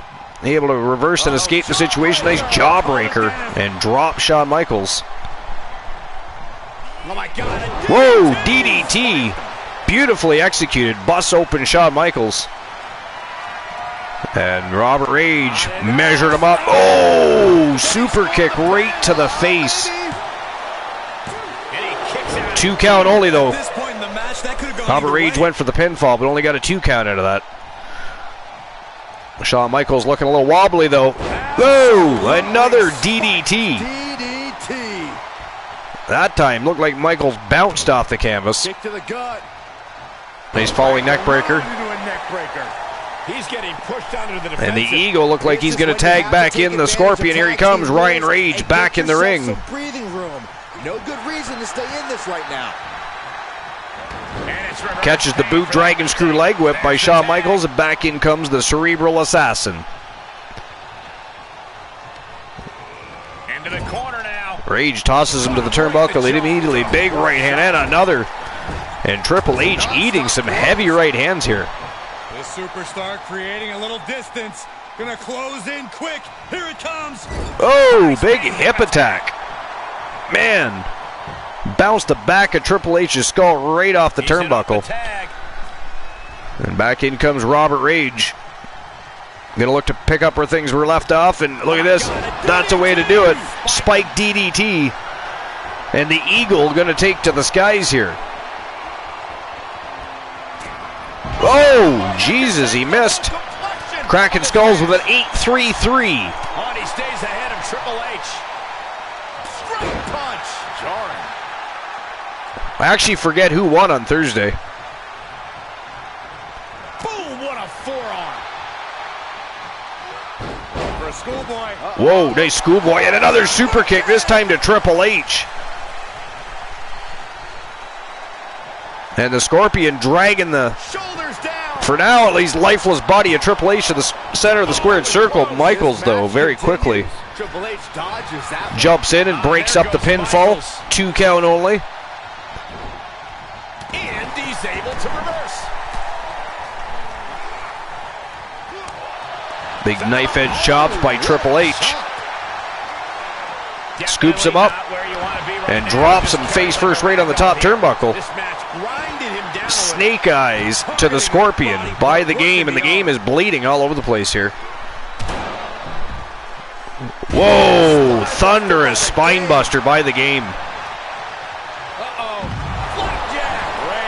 Wow. Drives his knee right into the canvas.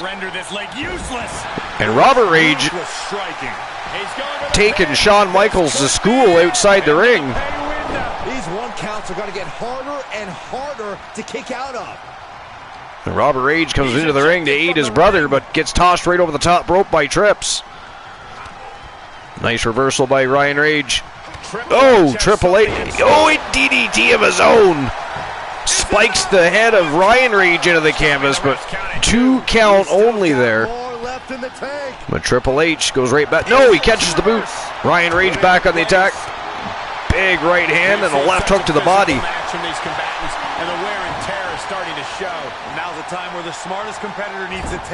Nice display of striking by Ryan Rage, but he gets caught by Triple H, and in comes Shawn Michaels. A little double team action here by D-Generation X. Yeah, they stuck it out through this match. Michaels with an elbow to the spine, whips him to the corner. Here we go, start the count. And here we go, some knuckle sandwiches, but no, sir, Ryan Rage not having any of that crap. Beautiful ripcord Samoan drop. Here's the cover for the win. Triple H in quickly though, breaks it up at 1. Haymaker connects. Ryan Rage not too happy about that. Falling neckbreaker to the game.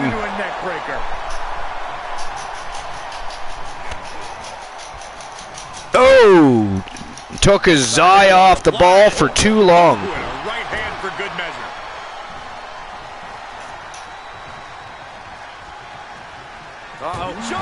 Beauty jawbreaker. Ryan Rage on a roll here tonight, looking very good in there. I mean, I think most people would tell you that Robert Rage dominates most of the tag team matchups tonight. Ryan Rage getting lots of ring time. That'll do some serious damage. Looking real good in this matchup against D-Generation X. Covers Michaels up. Triple H catches the referee's attention though, and the referee stops the count. Upstairs goes the Scorpion. Big flying body splash, covers him up again. Coming to the rescue. And Triple H breaks up that 3 count again.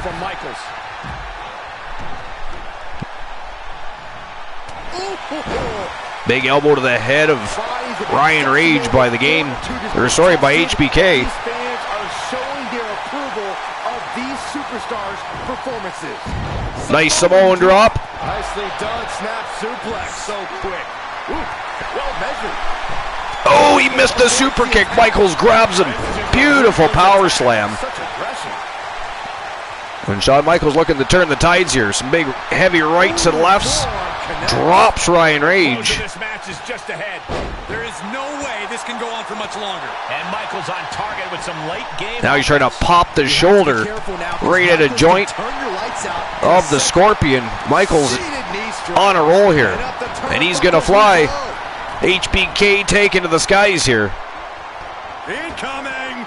Whoa! Big body splash by HBK.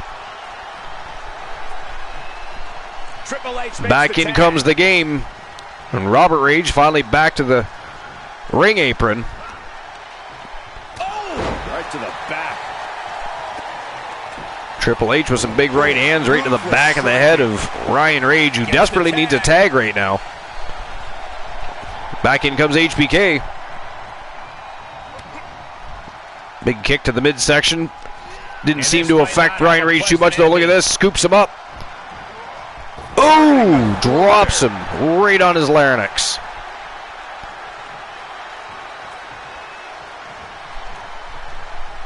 Rage takes him over to the corner and tags in Robert Rage. We're going to see a little double. Whoa, double super kick. That was crazy. That's going to leave a mark. And Robert Rage went for another super kick. Straight punch. Missed, but got him with a big bitch slap. Right across the face. Oh, he nailed that super kick. And covers Michaels up, but Triple H is right there. And I don't know why Robert Rage tried to pin him right in front of Triple H, but clearly that wasn't going to work out to his advantage. Nice retaliation by Michael. Big reversal by Robert Rage, but again, Michaels. And look at that, a Hurricanrana. Robert Rage is down, and Shawn Michaels is tuning up the band here. Yo, sweet chin music. Robert Rage down for the 3 count. Kicks out, 2 count only though. Wow, what a match. Not only unlikely, downright extraordinary. Shawn Michaels has an incredulous look on his face, guys. What a match so far between D-Generation X and the Disciples. Again, both teams looking for the right to fight at WCW Bash at the Beach, and they are not disappointing. Wants to be in at this stage of the match. The pillars of this building must be Back in comes Ryan Rage. These superstars are giving it their all, and this audience is giving Scoops it Triple right H up immediately. And look at that, slams him spine first in the turnbuckle and actually ragdolls him. Ryan Rage with a little show of strength there. Oh, look at this. Wow, single leg Boston Crab. Tap out. Do it now. And Triple H is in trouble. He's got that locked in tight. Here comes Michaels, though. And watch this. Wow, he couldn't tap him out. Had him where he wanted him, but maybe Got distracted by Michaels and let him out of the move. And set him up. Oh, some ruthless aggression Up the turnbuckle. by Robert Rage. And he's going to get caught here. He got caught by Triple H. Oh, nice reversal. Whoa, missed his mark there, though. Man, big time. Missed his mark there, but Triple H did not miss his. Big thunderous spine buster. Oh, come on, ref, get some control. Shut up, Byron. Tough position to be caught in here. Uh-oh. Whoa. Wow, Robert Rage powerbombed right over the top over the top rope. And the game goes right back after his brother. Ryan Rage in trouble here now. The game building some momentum here. Unbelievable brutality from the game. Triple H looking to finish things here. Wow, Ryan Rage catches the boot, and out is Ryan Rage in full control. Big brain buster to the game. And the Scorpion going to take to the skies here. And his eyes are piercing through the opposition now. Up high. Whoa, nice flying crossbody. Wow, that was close. 2 count only. Triple H kicked out again. Some ground and pound by the Scorpion. He's going to go upstairs again. And, oh, he met the knees of the game that time. Damn. Wow, he's still got a lot of fight left in him. Ryan Rage having a hell of a match here tonight. Whoa, huge flapjack. And here we go. He nails it. Big flying body splash. Covers him up for the 3. And again, Triple H kicks out. 2 count only. Man, oh man. And there needs to be a refocus now. That was the moment that could have ended things. A moment that's beat. Here you go. One small mistake, and the Cerebral Assassin capitalizes. But the Scorpion kicks out. Just barely still in the fight. I don't know how back in comes Michaels. Kick out after that. That was too close for comfort. And Triple H is now realizing he has a different breed of opponent. Michaels going to take to the skies here himself now. Oh, he nailed it. Just as Ryan Rage was attempting to get up, he nailed him right in the spine with a flying elbow. And somehow back to his feet. Nice side rush and leg sweep to Michaels. And the Scorpion going back upstairs here. Here comes another one. And another big flying body splash to Michaels. Big move, guys. He keeps his team in the But Triple H again breaks up the pin. elbow drop. Robert Rage comes in, throws him right over the top rope, and goes outside the ring to deal with him as Ryan Rage still looking to end things, but Michaels with a reversal. Now trampling the opposition. A back suplex. Bang! Nasty drop elbow right to the chest. Oh, right to the kidneys. Golly. Oh, driving the elbow. And a shin breaker. Shin breaker. Oh. Wow, look at that. Counter. Ryan Rage with a reversal. Wow, Robert Rage with a spine buster outside the ring on that unforgiving floor to Triple H. But Michaels with a reversal in the ring. Tuning up the band again.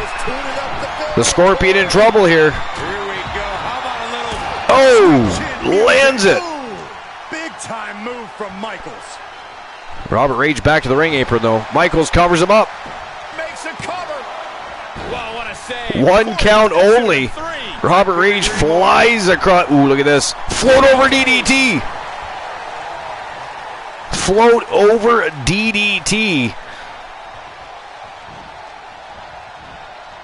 Sharp elbows to the And Michaels fight his way out. fighting his way out. Ryan Rage took far too long to figure out what he wanted to do with Michaels there. Wow, nice Samoan drop. Explosive. And a reversal by Michaels. Triple H signaling him. Wants back in the ring. Robert Rage, Triple H, let's go. And Triple H explodes with an inverted atomic drop. Drives that knee right into the no-no square of Robert Rage. Oh, he bitch slapped him again. That is the second time this match he has bitch slapped him.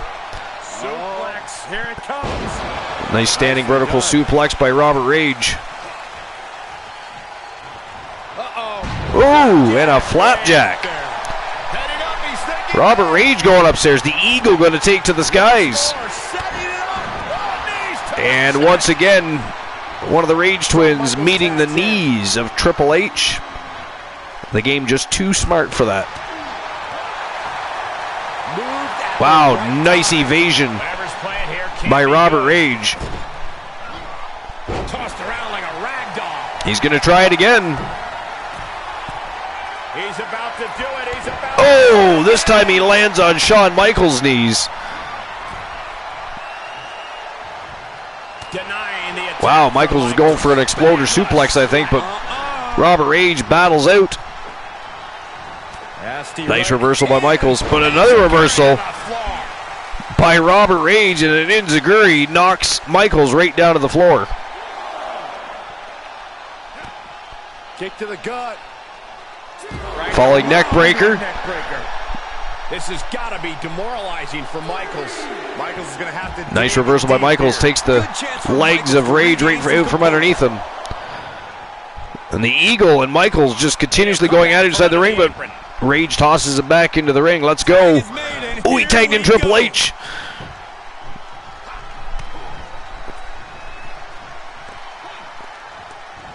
Triple H scoops him up. Snake eyes.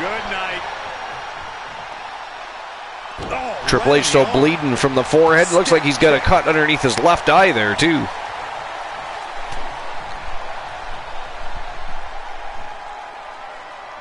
Ooh, an atomic drop by Triple H. Oh, look at this, he's going for it.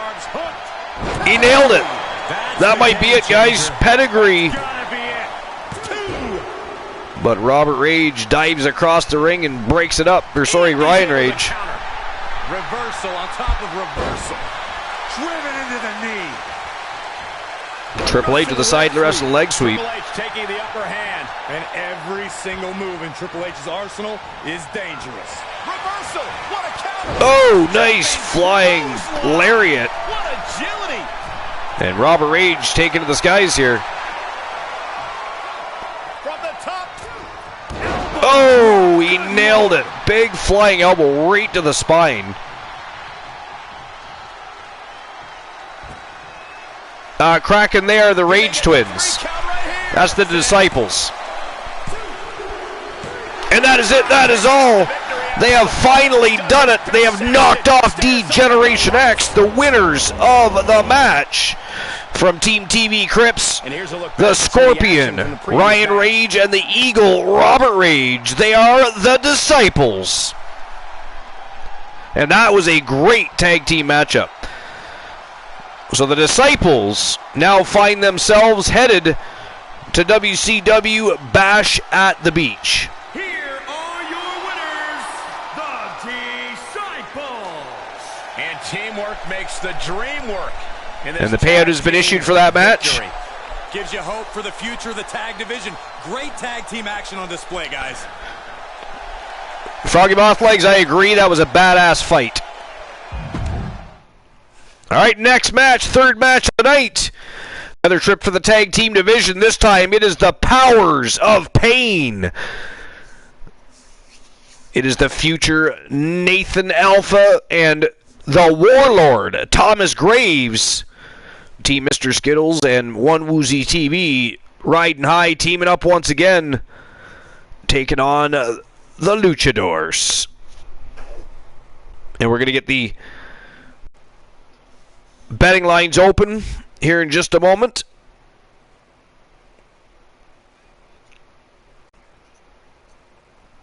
So who walks out with the big W?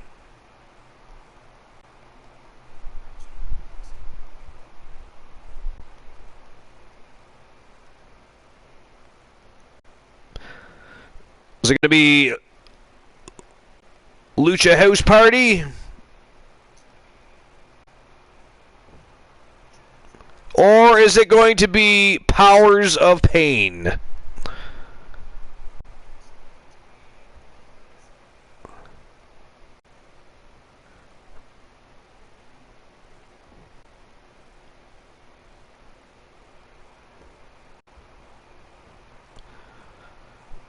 Five minutes to make your bets.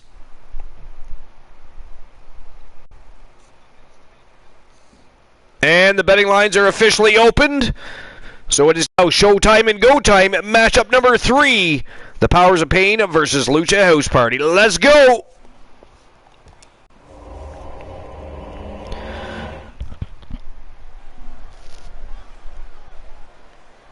They're here.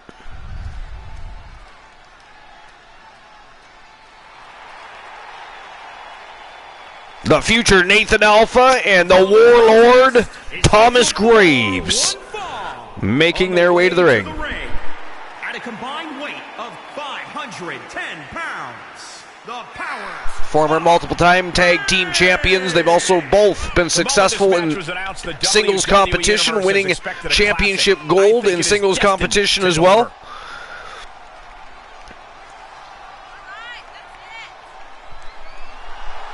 One of the best tag teams in the world today.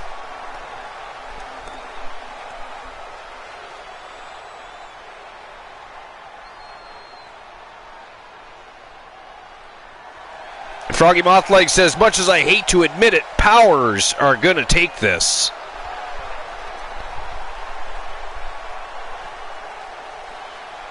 Kraken Skull says, sorry, I'm paying half attention. This is bullshit.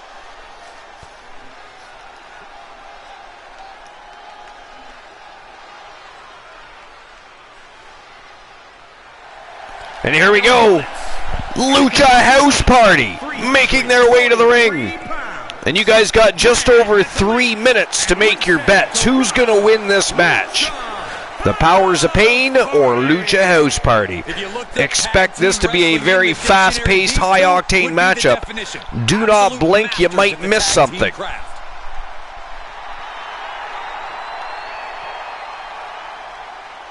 I'm talking about StreamerBot. Oh, yeah. Yeah, you and StreamerBot do not get along. You should send the Nightmare Joseph Damien after it. Or better yet, send Little Joey Nightmare after him. This tag match started. When you think of tag teams, Lucha House Party off to a quick start. Nice Hurricanrana. Thomas Graves finds himself back on the mat.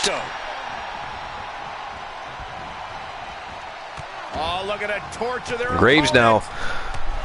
This is Turning the tides already, stomping away on that left arm. And continuously stomping away on the wrist and hand area.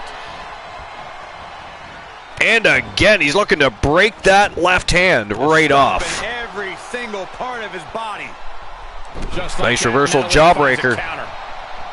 But look at this.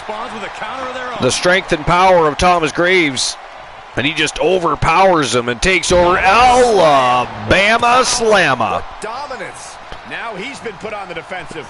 Right now he's thinking one Ooh, or two things. nice wristlock takedown. Or Drives Thomas Graves face first into the canvas. And a beautiful springboard hurricanrana. Thomas Graves in a little bit of trouble here.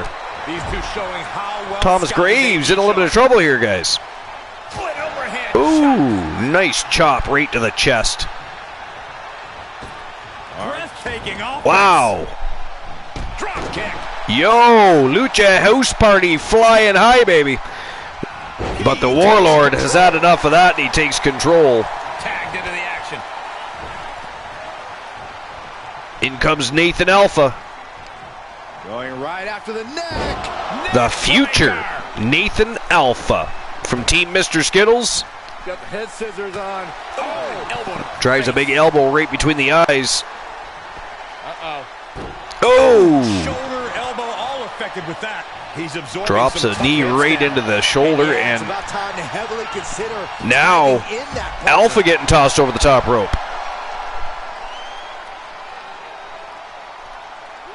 Referee gets a 1 count going here. And Lucha House Party looking to take control of this matchup for the first time. Oh my gosh! But Nathan Alpha slams the face right off of that commentator's booth. Whoa, sling blade. Nathan Alpha down. Putting the shoulder in jeopardy. And trying to pop that shoulder of Alpha right at a joint.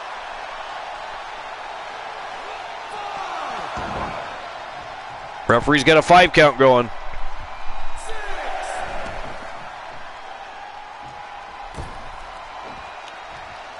Alpha back in the ring. And here we go. The action back into the squared circle. But Alpha scoops him right up. Oh, and just drops him over the top rope. Yo! Springboard elbow drop to the outside, and he actually missed that. I don't know how he is standing up right now. Drove his own elbow right into the unforgiving floor. Bad predicament right here. Boom, what impact. Ooh, The end is looming body now. slams him right on the edge of the ring. Alpha slams him face first right into the ring. Whoa, nice Pele kick. Oh, right to the kidneys. Wow, standing shooting star press by Nathan Alpha. Setting up with Nice barrage of strikes. Northern Light suplex, and look at this. What's next? Wow. A brain buster.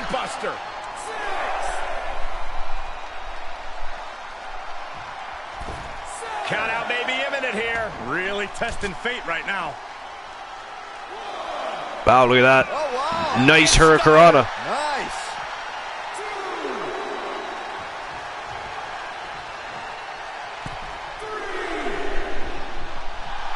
He's staring his opponent down, getting into that Alpha zone. just trying to taunt him back outside the ring, and it works. Metalik falls for it. Yes, tag. Oh, in comes Lince Dorado.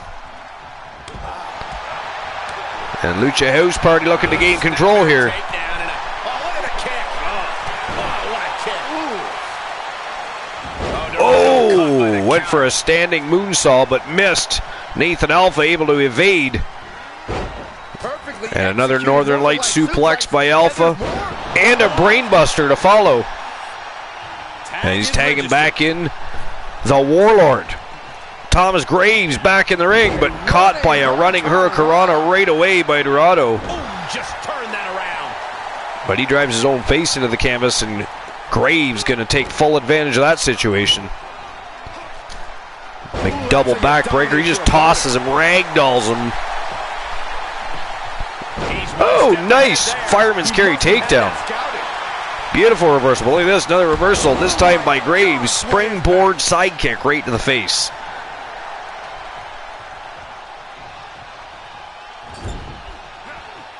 Little double team action going to happen here between the Powers of Pain, I think. Double axe handle right to the elbow joint. Whoa, nice face breaker by Alpha. Coming to the rescue. Metalik grabs that Got to find a way to get out of this. pin and braked it up. Slip behind, right to the left knee.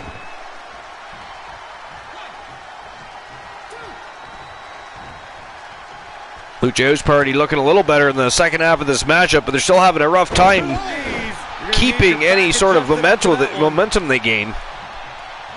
The Powers of Pain have had a very good matchup so far, using a combination of their power and their speed. Fires back. And of course, both men very well equipped with excellent repertoires. Section, sunset flip. Oh, into a powerbomb. Tag. Oh, Nice arm drag takedown. Oh, perfect kick. From behind. Whoa, German suplex. Nathan Alpha in trouble here now. Oh, man. Big elbow to the face. He gets tagged in. And Lucha House Party making another tag. Alpha back to his feet. There he goes, right into the corner. Oh, look at this. Whoa! Hurricanrana from the top turnbuckle and spikes the head of Alpha right into the mat. How? 2 count only, though. Ooh, what a Nice springboard moonsault. He covers him back up. Yeah, they've stuck it out through this match, but it wouldn't hurt to go for the And tag back team in here. comes That is Graves just to break pure up the pinfall. instinct at this point. Uh-oh. Oh, bus open. Nathan Alpha with a flapjack. Oh, Dorado caught by the counter. Alpha scoops him up.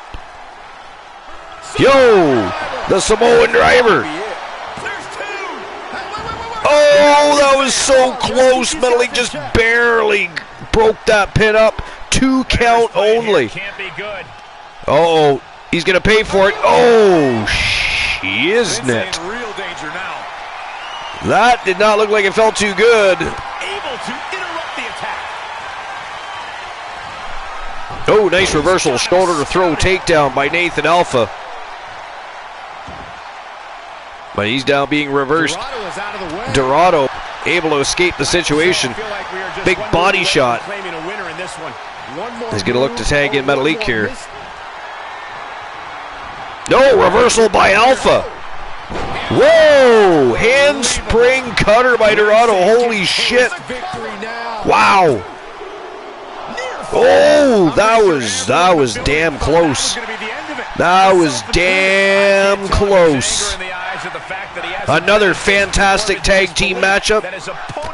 Whoa, Pele kick out of nowhere by Nathan Alpha. With the WWE Universe right now. Fresh man in. Back in comes Metalik, and look at this. Whoa, sunset flip powerbomb. Big springboard moonsault from the top rope, but missed the mark. Alpha gets out of the way, evades, and is back on the attack here. Looks like we're going to see some double team action. Grand Metalik now bleeding. Got busted open by that shot to the... Oh, double knee backbreaker. That was brutal. The Warlord, now the legal man in the ring. He is measuring up Metalik. And there it is. Holy cow, a taste of his own medicine. Wow, he kicked out. Holy shit. No way. Not to my own move. That was the home run shot that got robbed at the fence. Metalik wasn't falling for that one. Got out of the way just in time. Nice Hurricanrana takedown. Whoa, I don't know what the hell he was thinking there. Graves going to tag back in Alpha.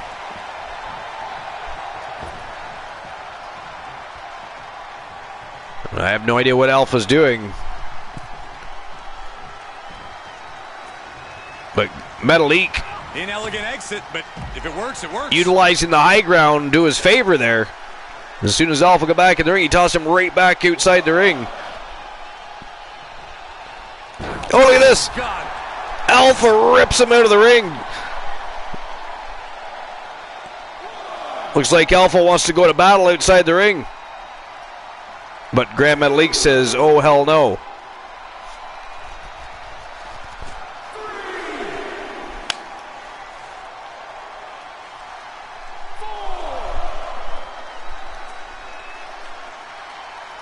Alpha and Metalik just mouthing each other across the ring here while the referee keeps the count going. Grand Metalik wants to get back in the ring, but he keeps looking. Here we go. Nathan Alpha says, I'm not falling for that shit. You're not getting me counted out, motherfucker. His fire right now. Here we go.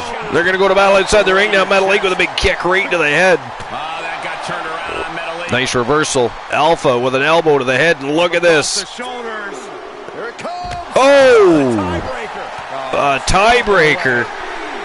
But Metalik catches the boot, dragon screw leg whip. Down goes Alpha.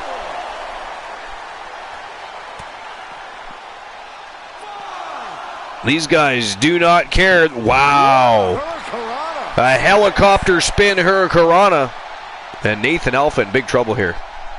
He may not be aware of the count. He's got tosses him right back into the squared circle. Here we go. Action back in the ring. Alpha somehow to his feet. And look at this. Whoa. DDT connects. The lights out DDT. Firm control. But looks like Alpha's not done. Gave him a little soul food there. Little insult to injury with that boot to the face. He gets tagged in. And back in comes Thomas Graves, the Warlord.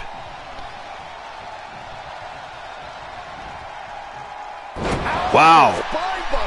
Big bear hug spine buster. But look at that. Out of nowhere, Metalik explodes with a head scissor takedown. But Graves right back to his feet here. Look at this. Look at the power of Graves. Out the back door goes Metalik, though. Beautiful reversal by Metalik. Crushing the knee there. Metalik now just attacking the limbs of Thomas Graves. Big kick to the spine, and Metalik going upstairs now. Taking flight. Wow, no sir, hit the knees of Thomas Graves, who ends up missing a big flying crossbody. Man, what a hit. Metalik had already moved out of the way and got back to his feet.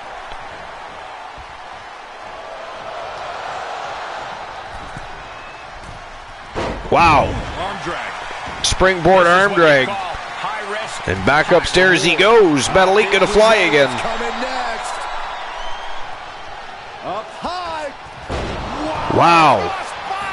finally nailed the cross body. Non-stop motion here. Yeah, Grand Metalik is Alpha tried to throw him off the top turnbuckle, but Metalik took to the skies before he could get him down. Wow, basement drop kick to the face. And Metalik tags back in Dorado. He's getting up, but there's danger in front of him.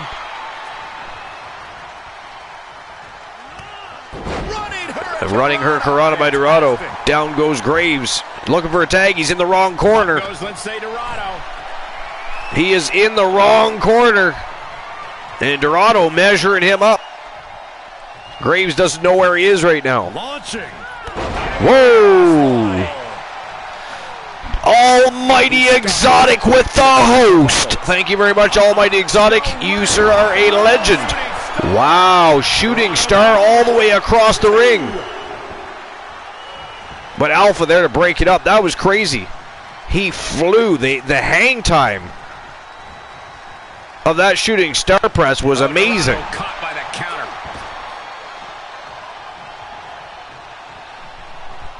Graves trying to buy time. Or sorry, Alpha trying to buy time for Graves.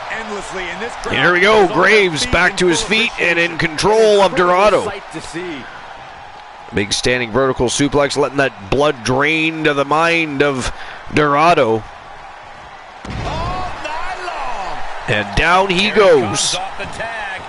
Back in comes Nathan Alpha. Looking to take flight here.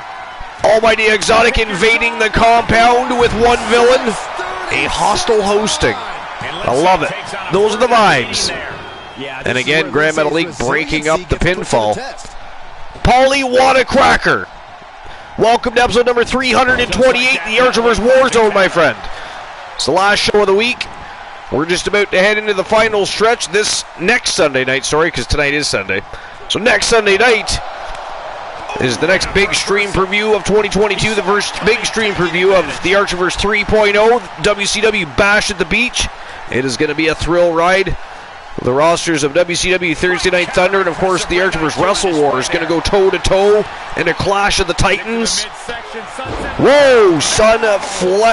Sunset flip power bomb by Dorado.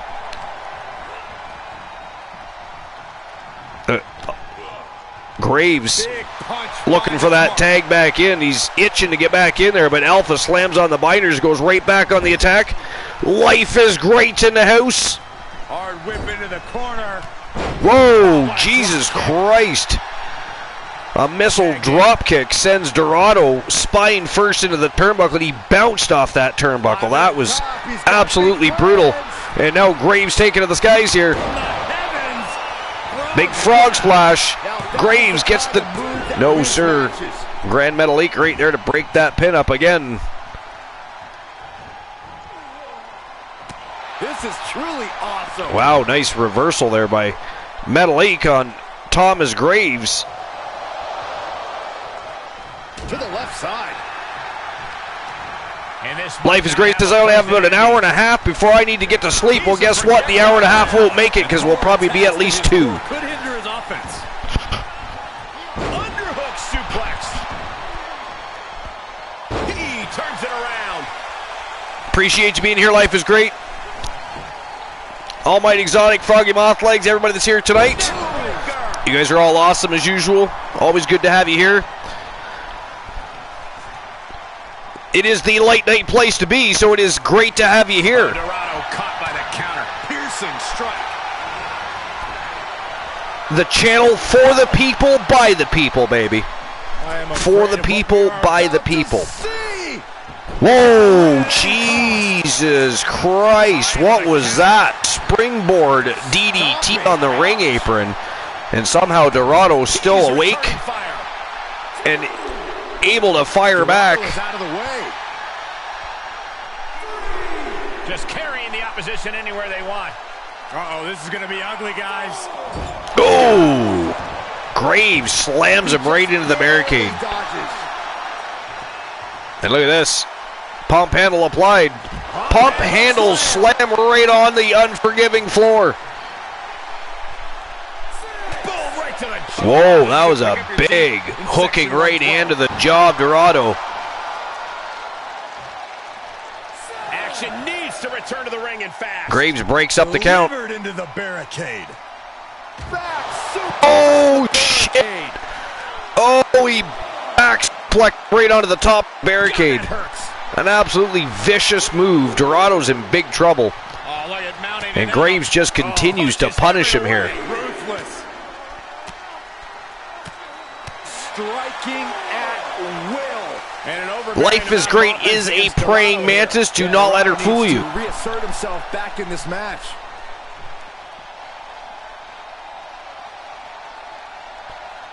Graves with another pump handle applied. Oh, out the back door goes Metalik. And now you've got Lucha House Party versus Thomas Graves. And unfortunately, Thomas Graves lost that battle, gets tossed right into the steel steps, but he is getting back to his feet and he looks angry. Tags him in. He is looking angry. Back in comes Graham Metalik. Grabs a hold of Graves. Got a hammerlock applied here. Look at that big body shot. And he 3 had big Metalik's shots to number the there. liver. He's able to stop that surge dead in its tracks. Nice spinning back kick. Grand Metalik. all the way Metalik to going the top upstairs here. He is revving up the engine. He's not going to let anything stop him. But Tag back made. in comes Nathan Tag Alpha. made. Big tag made. Both men missed their mark there. And Metalik takes advantage. Tag is made. Little Little double team action here by Lucha House Party. Oh, Double elbows. Into the corner. This can't be To the good. turnbuckle goes Alpha. And look at this. Dorado taking him upstairs. Wow. Wow. That was a vicious hurricanrana by Dorado there. But Alpha kicks out. 2 count only, guys. What a friggin' match. Man, 3 matches in a row. Just absolute instant classics. Saw that one coming. And a spike DDT. Down goes Metalik. Going up top. Alpha gonna fly here. The future taken to the skies. Whoa. Oh, he met the knees. He met the knees of Metalik. Oh, that is ghastly. Metalik finds a counter. Clothesline. Big short arm clothesline by Metalik. And a knee to the face. That's gonna hurt. And Metalik gonna tag out here. Tag is registered. Back in comes Dorado. But Alpha might be out cold here. No, sir. Nice reversal. Big slap right to the chest. Knife edge chop. And look at this. Wrenching away at that leg and knee of Dorado. Using that second rope. Up across the shoulder. Uh-oh, here we go. Oh, the tiebreaker. Catches the boot. Look at this. Dorado catches the boot. Sweeps the leg out. He's getting a huge boost right now from all those chants and cheers. Looking for the Irish whip reverse. No reversal. And another reversal. Springboard cutter by Dorado. They can taste victory now. Shoulders down. And he stops the count. 1 count only, though. Thomas Graves very quickly just steps into the ropes and breaks that up. And Dorado's going to tag back in Graham Metalik here.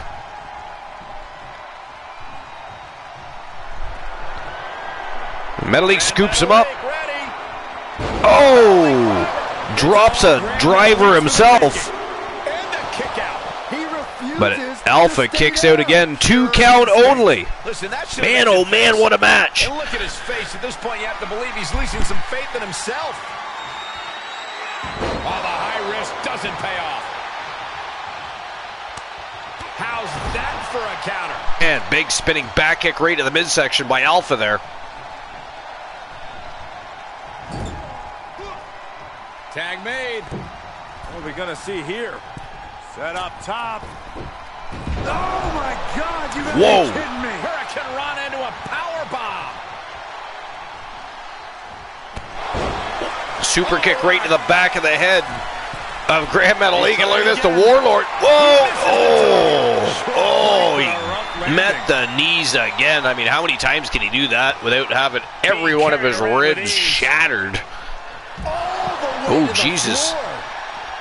takes out his frustrations, just drops him over the top rope.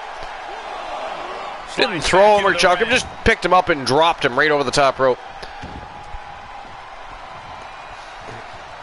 Graves back into the ring here. Warlord going upstairs. Dorado right there, though, to try and thwart the plans.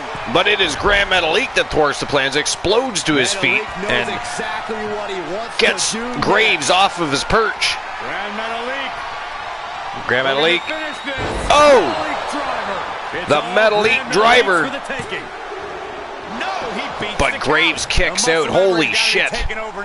2 count only. Just dished out his most devastating offense, and you got to be wondering if he's thinking one more time will be the charm. Just like man, oh man. Finds a counter. I mean, if you guys had an issue voting on this matchup and figuring out who was going to win, you're probably shaking your head and scratching it right now, because it is up in the air. Either one of these teams could take this matchup. What a match it has been. Side set on the top rope. He's looking for yet another exclamation mark. Metalik's in serious danger. 2. Wow. Dorado dives across the ring, breaks up that pinfall. Dorado goes for a ride. Dorado went for a ride over the top rope, though, and Graves looking to take care of Grand Metalik here if he can nail this. And he does. He nails it. Frog splash nailed. That's got to end it this time around. And that is it. That is all. Wow.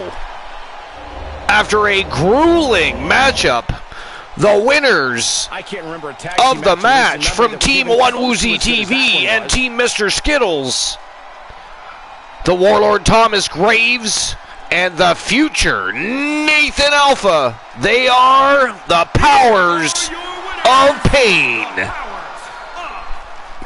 Good God, that was a good match. Victory for your winners. An impressive effort from this duo. For my money, good God Almighty. The best tag team on the roster today. I mean, I'll be honest, after that match, I didn't even care who won. That was just an instant classic. That was a lot of fun to watch. The first 3 matches, I mean, the main events are going to have to raise the bar. I mean, because the first 3 matches have set the bar for the evening. Holy hell. What a friggin' night of matches so far. All right, so the winners of the match, the Powers of Pain.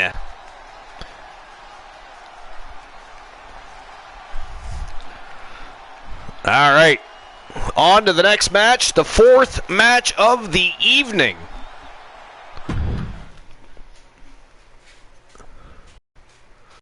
And the next match of the night is our first championship match of the night for the Archiverse World Tag Team Championships.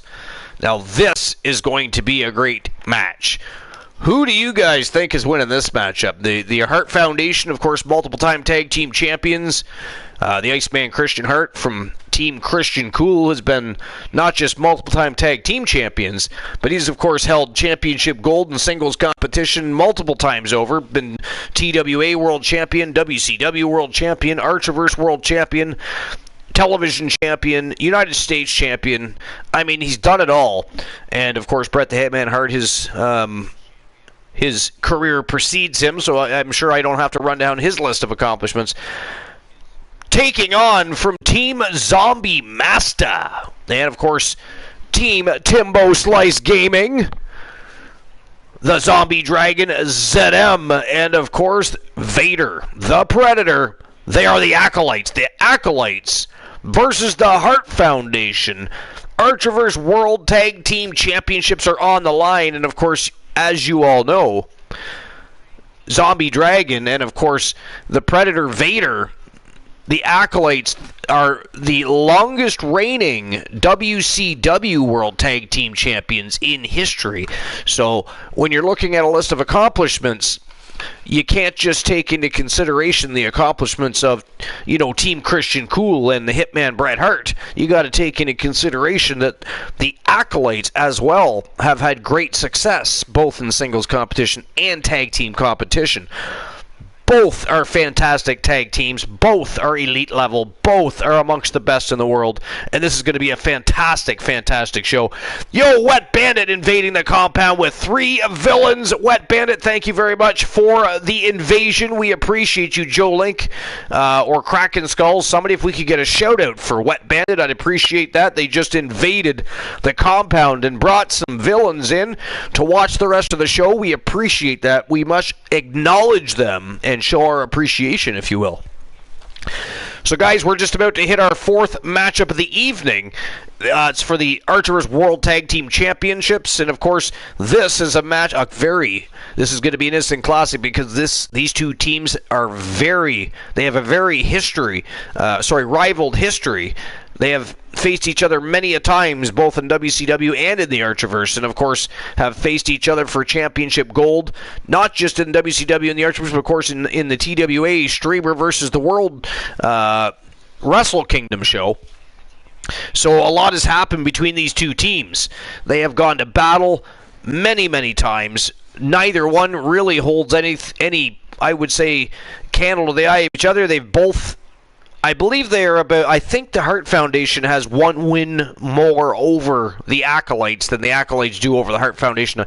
I believe that their standing as a rivalry is 4-3 in favor of the Hart Foundation. They have faced each other 7 times, and the Hart Foundation prevailed 4 times. However, and that sounds very impressive, right? That sounds very impressive. But I bring to you this. They are ahead 4-3 in what you would consider at the time the best of 7. But the last 3 victories in a row were by the Acolytes. So there's that. They won the last 3 matches. Because it wasn't actually a best of 7. They've just faced each other 7 times. But the last 3 matches, the Acolytes defeated. So, now that said, the Hart Foundation beat them 4 times in a row. Right? They beat them 4 times before they even got a victory. But then proceeded to beat them 2 more times. So, it is 4-3 in favor of the Hart Foundation. And they did get the first 4 victories. But, I don't know. These 2 of the best teams on the planet today, the Archerverse World Tag Team Championships are on the line, so you know both of these teams are going to bring it. They're going to be in it to win it. I don't even know who I would choose in this matchup, but I do bring you information that may help your making your choice on betting for who you would like to see win this matchup, perhaps. I guess if I was going to, just based on recent happenings, if I was going to throw down money on this matchup, if I was going to bet Archerverse Bucks, then I guess I would go with the Acolytes. Again, I'm not trying to imply anything. I'm not trying to sway your decision one way or another. Just giving you some information. If you're wondering, man, who the hell am I going to bet for in this one? Because again, it is a tough choice. Anybody that is a frequent flyer of the Archerverse knows the rivaled history between the Hart Foundation and the Acolytes. They know this is going to be a hell of a match. They know the championships are on the line, and it is going to be a slobber knocker, to say the very least. So, but who do you think? Joe Link, who do you think takes this one? Almighty Exotic, Wet Bandit. Who do you guys? Well, Wet Bandit, you might not be as familiar with some of the teams as everybody else is. You're newer, but you'll very quickly find out. These are 2 of the very best teams on the planet today. But Almighty Exotic, Joe Link, who do you think takes this one?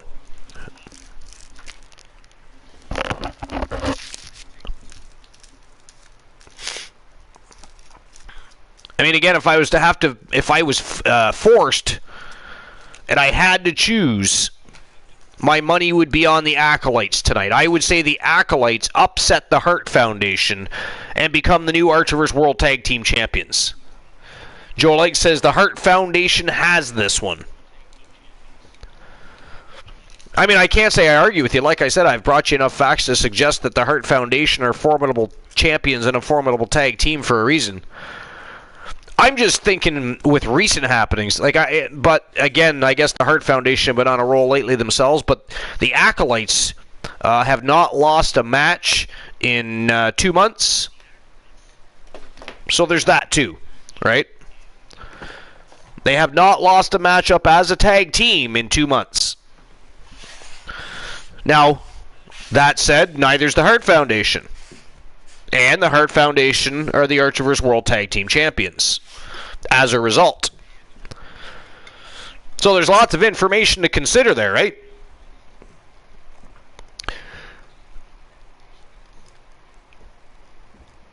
ZM is currently playing Persona 5. You'll never see it coming.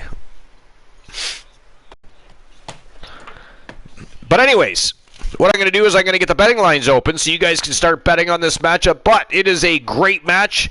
It is a tough one to call. It is a tough one to bet on. But pick a side. Take a stand. Who is it going to be? The Hart Foundation or is it going to be the Acolytes? Who are you siding with? Who do you think is winning the Archerverse World Tag Team Championship? Will we see a title retention? Or are we going to see the Acolytes do something they haven't done in a hot minute? They have been on a tear. They've been winning many matches, but they have not been champions in a hot minute. So, who walks out the Archerverse World Tag Champs?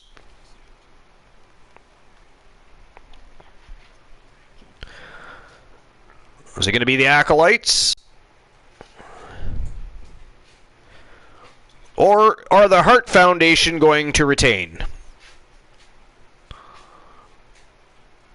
You got 5 minutes to make your bets. And there we go. Betting lines are officially open, so you have 5 minutes to get your bets in. The Acolytes or the Hart Foundation? The Hart Foundation or the Acolytes? The champions or the challengers? Time to take a stand. But either way, betting lines are open, and these boys are ready to duke it out. So ladies and gentlemen, it is showtime and go time for the first championship match of the evening. The Acolytes versus the Hart Foundation. Archerverse World Tag Team Championships on the line. Let's go! And while these guys make their way to the ring, I am just going to grab myself a quick beverage. I will BRB. And that is not Ban Ready Bromer, just in case he's lurking. Here.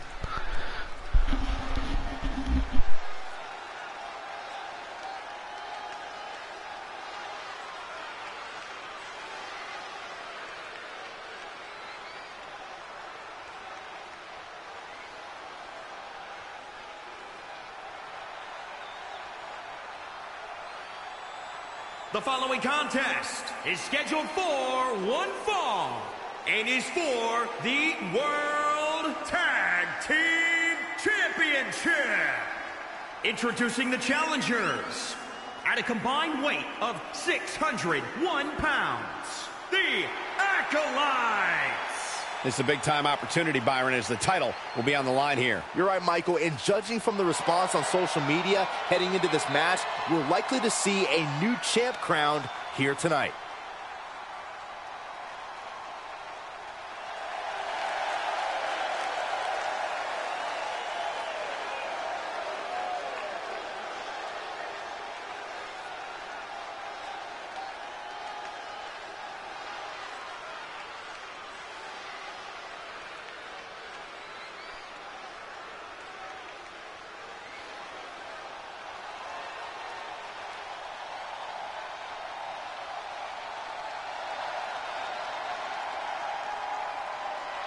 And introducing the champions at a combined weight of 496 pounds. They are the World Tag Team Champions, the Hart Foundation. Here we go, gentlemen. Huge title match coming up. And a huge opportunity for the champ to prove to everyone that there truly is none better in all of WWE right now.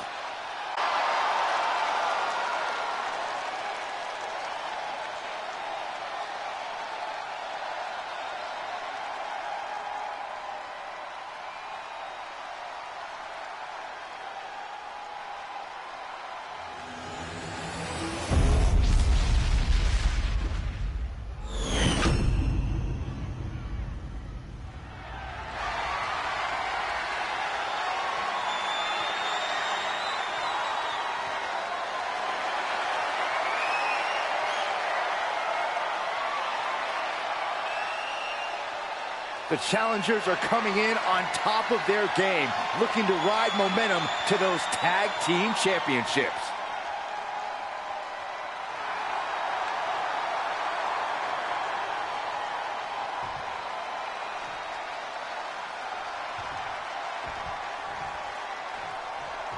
Rarely have we seen a team work as well together as these two, and that's why they're the ones with the titles.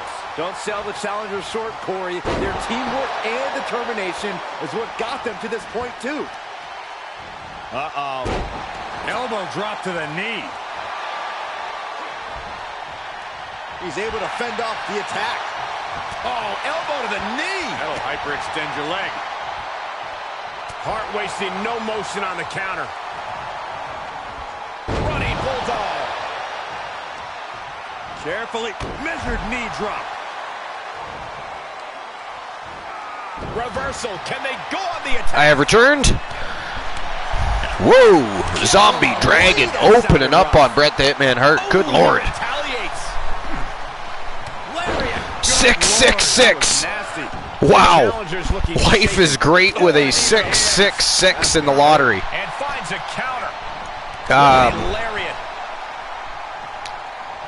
I believe right now Kraken Skulls is in the lead with his oh no, sorry. Joe Link is with his 889. Ooh, little double team action by the Hart Foundation. The Iceman with a double axe handle. Look at that. Springboard inverted DDT by the Iceman. But look at that, he dives over. Christian Hart doesn't even realize it, but in comes Vader. But he grabs a hold of him. Look at that.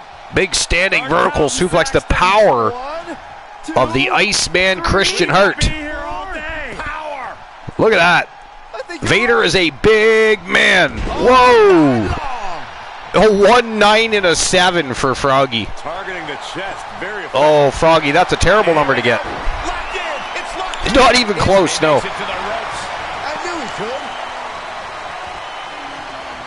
No, Joe Link is the closest right now. His numbers were 889. Solid punch. Into the turnbuckle. The Iceman got Vader in the corner. Big back elbows right to the face. He's in off the tag. Back in comes Bret Hart. And Vader tags back in the Zombie Dragon. Hooking him up. Oh, shit. Retaliation. Big face, but look at that, a retaliation from the bottom. Big boot to the face of the Zombie Dragon. Back in comes the Iceman. The Iceman and Zombie Dragon have the most history out of these tag teams. They've faced each other not just in tag team competition, but they have fought over world championships, television championships. Yeah, this is exactly why constant, frequent tags are so important. Oh, slams him spine first and ragdolls him. And the Iceman going for a quick pin here. No, sir. Zombie Dragon kicks out.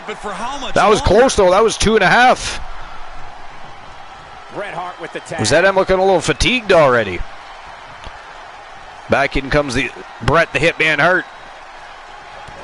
Big kick to the midsection, but a retaliation by the Zombie Dragon. Some big left hands to the midsection. A nice step up in Zaguri.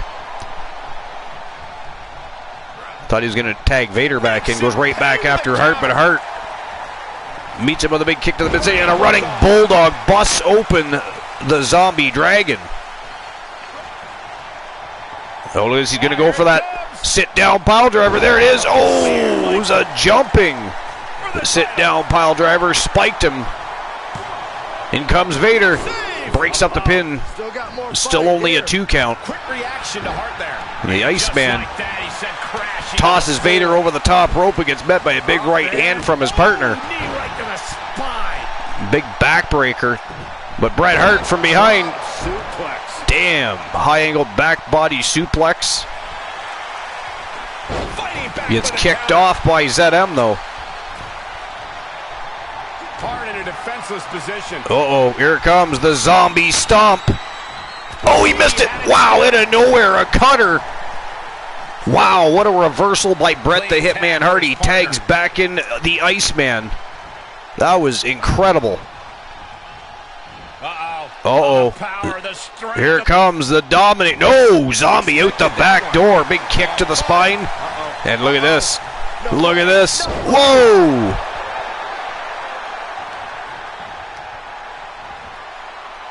The double underhook pile driver. More of a face buster, really, I suppose. AKA the pedigree by the Zombie Dragon, but somehow Christian Hart right back in control and on the attack. And he is tagging back in Bret the Hitman Hart. Here he comes. Nice DDT by Bret. Uh-oh. Zedem in trouble here. Sharpshooter locked in the middle of the ring. That is in tight. Here comes Christian Hart. And that is it. That is all, ladies and gentlemen. The winners of the match by submission from Team Christian Cool. The Iceman Christian Hart. Bret the Hitman Hart. They are the Hart Foundation, and they are still the reigning, defending, undisputed Archerverse World Tag Team Champions. And it looks like Joe Link was correct. Life is great. Have a great night. Thank you very much for being here. You are awesome. Remember that. All right, I'll issue the payout for that.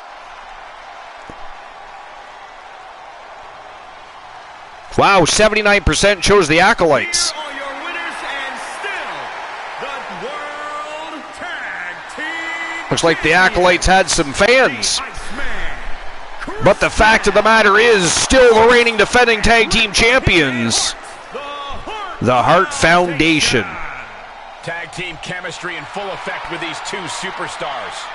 No frills, no gimmicks, just old school tag team excellence to get the victory. Wow.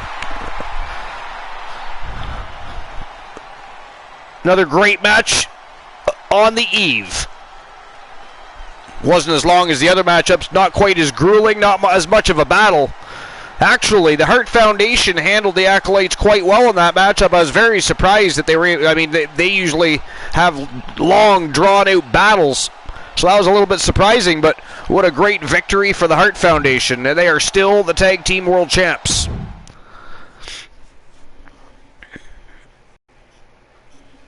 All right, next match of the night. 6-man. It's actually a 6-villain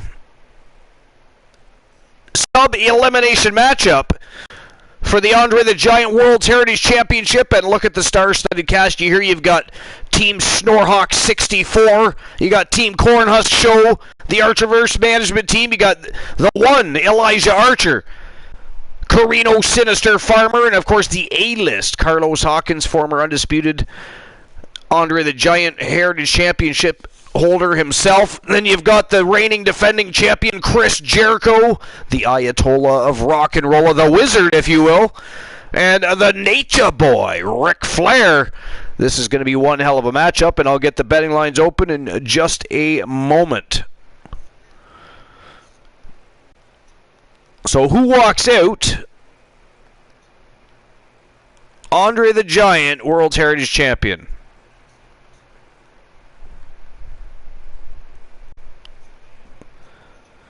All right, so is it going to be Elijah Archer,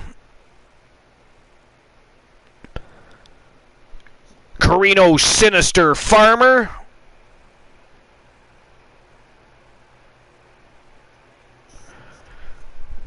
the A-list, Carlos Hawkins, the Tribal Chief, Roman Reigns,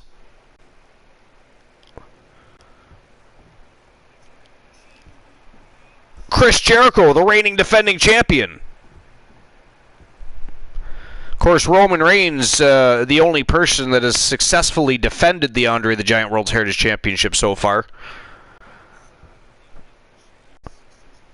Or perhaps the Nature Boy, Ric Flair.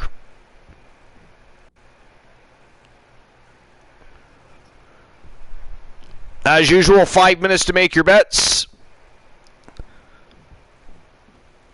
And there we go. Betting lines are open. And it is showtime and go time. Let's go. Andre the Giant World's Heritage Championship on the line. Let's go.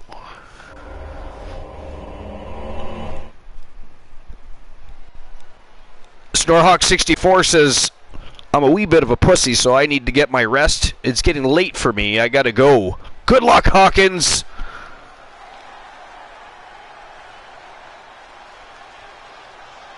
I may or may not have added words to that. I will not confirm or deny.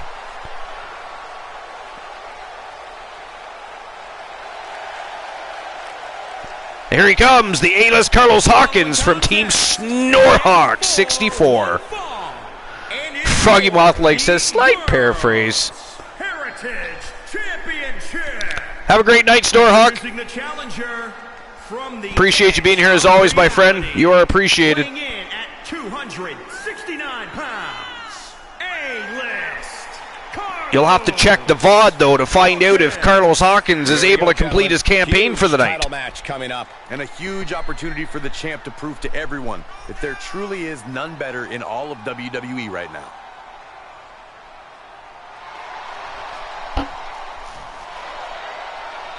The A-list Carlos Hawkins. The challenger about to compete in a career. He's a former TWA World Heavyweight Champion, World Television Champion, and of course, Andre the Giant World's Heritage Champion.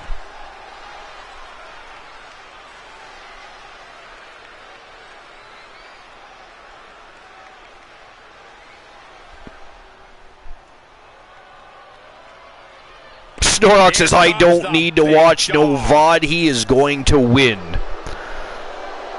And here comes the Tribal Chief, the head of the table, the big dog of the yard, Roman Reigns.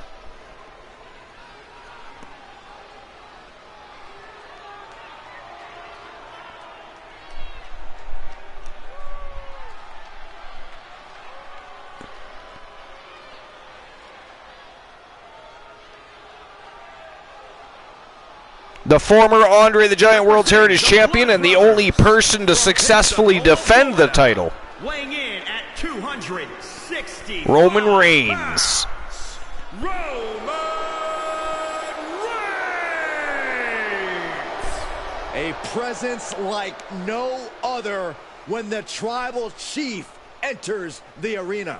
Somehow, despite his accolades and skills, Roman Reigns was never fully accepted or acknowledged by the WWE Universe. Now, the head of the table has turned this game into the island of relevancy.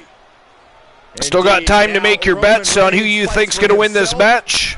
His counsel and those who See if you can win yourself some Archivers bucks. at his table. WWE Universe, acknowledge him. About a minute and 40 seconds remaining.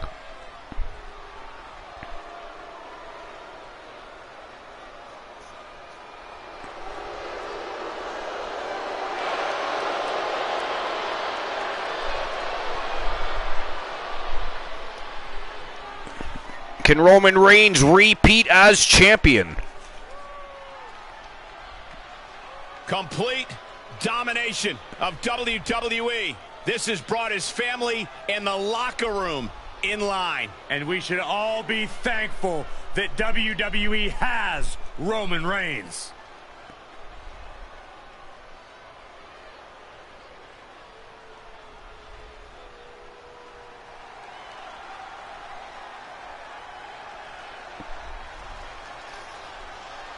Here comes the man from the Garden of Eden. From parts unknown in the Garden of Eden, a cornfield in the Garden of Eden. Corino Sinister Farmer from Team Cornhusk Show. One of the most deranged and cynical people to ever step foot in the Archiverse.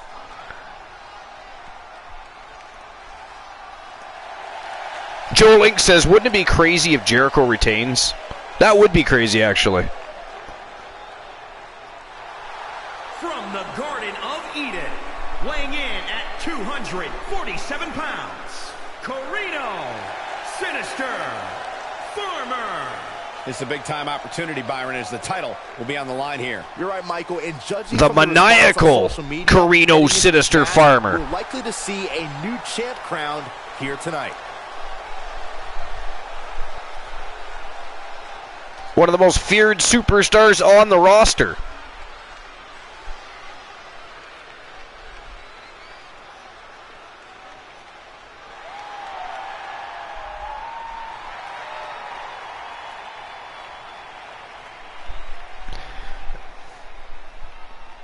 But yeah, Joe Link, it would be crazy because that would make Jericho only the second person to ever retain the title, and both of them outsiders, so to speak.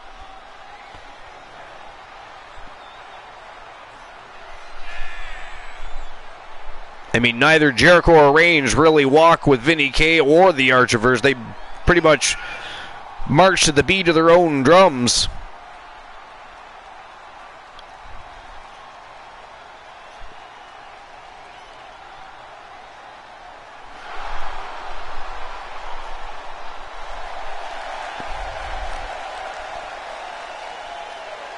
The challenger looking to And it's been a hot minute since Carino Farmer has held championship gold, so you know he is hungry.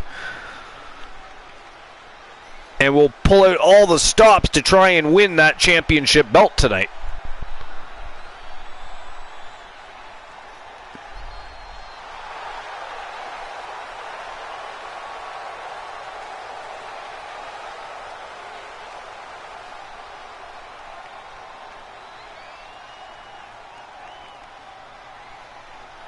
Carino Sinister Farmer from Team Cornhusk Show. Ready to rock and roll. Let's go.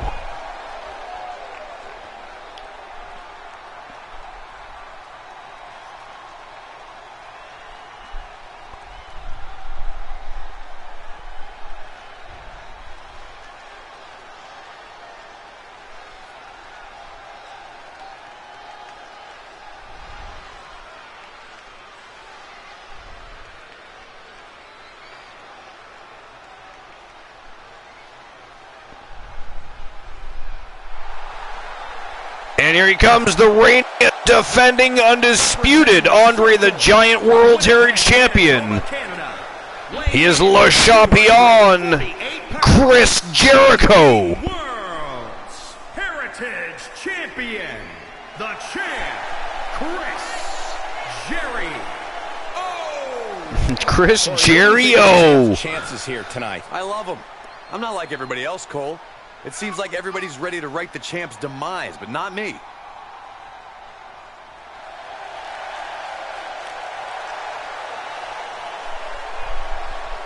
The reigning, defending champion. It was a shock when he won that championship. Shocked the world, it did Chris Jericho. Defends his title. This is going to be good. Let's see if he can do it twice. And like Joe Link says, perhaps retain it. Can you imagine? We'd never hear the end of it if he became the second person to retain that championship.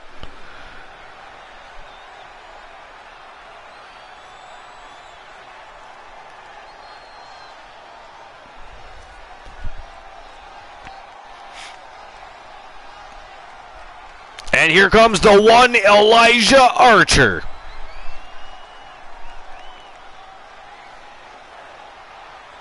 Archer has yet to hold that championship.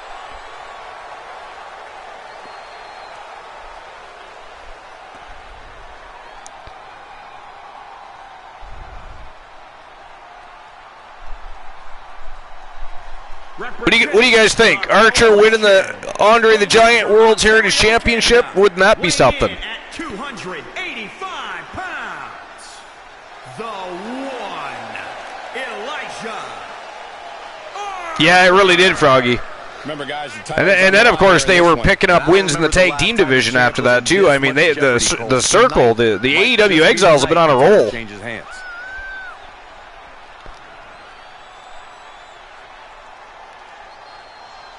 I mean, they've been making just as big of an impact as the Blood Brothers.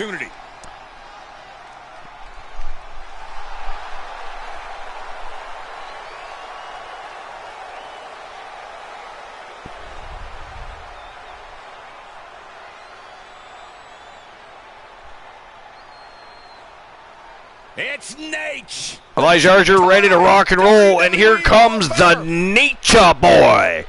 Woo! Ric Flair. Weighing in at 245. 16-time world champion. Shirt boy, Ric Flair. I've got serious goosebumps right now. Could you imagine if Ric Flair wins this thing? Staring at the best to ever lace up the boots. We are in the presence of true greatness.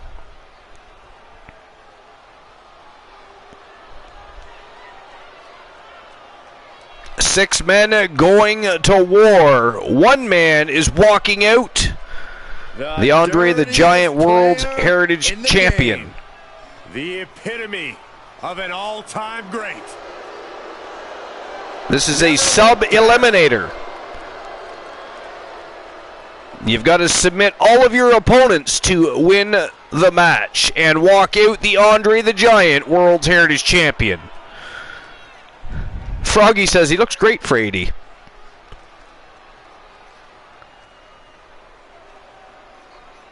And we got to be expecting a cerebral. Here we go. Let the chaos begin. Look at this. Reigns and Archer going right after each other immediately.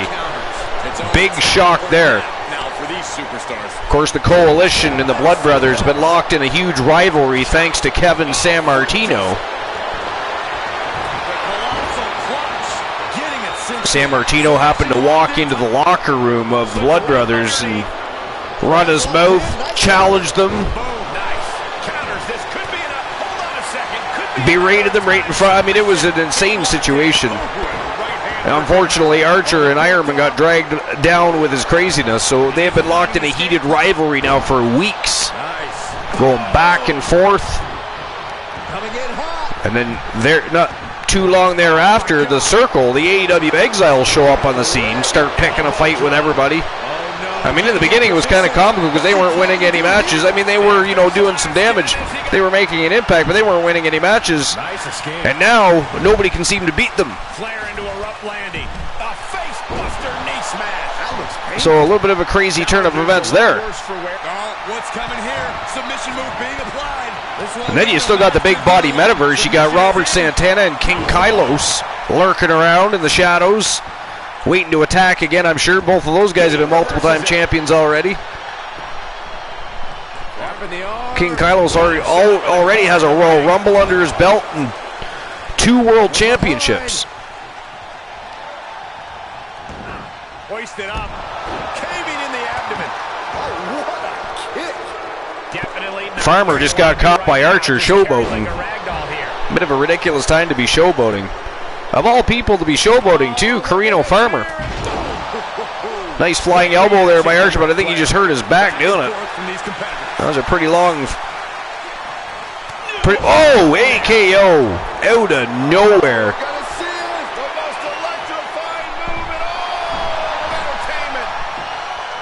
Oh, he missed. Carino Farmer, get out of the way. Whoa, he ran right into the referee. Farmer going after Carlos Hawkins, and Reigns and Archer again going at it. But Archer knocked him right over the top turnbuckle. Back in comes Reigns. And he's going right after Archer. Man, oh man. Kraken says, so far, Archer, your command works again. Fantastique, sir. That is epic awesomeness personified. And Roman Reigns stopping a hole in Archer there. Oh, Archer catches the boot, dragon screw leg whip. I told you these guys were going to lock horns. I mean, they cannot be in the same room. Oh, look at this. Archer with a submission locked in. His version of a crossface. But Reigns with some elbows to the face, he's able to break free. And now Farmer from behind. The savage creature.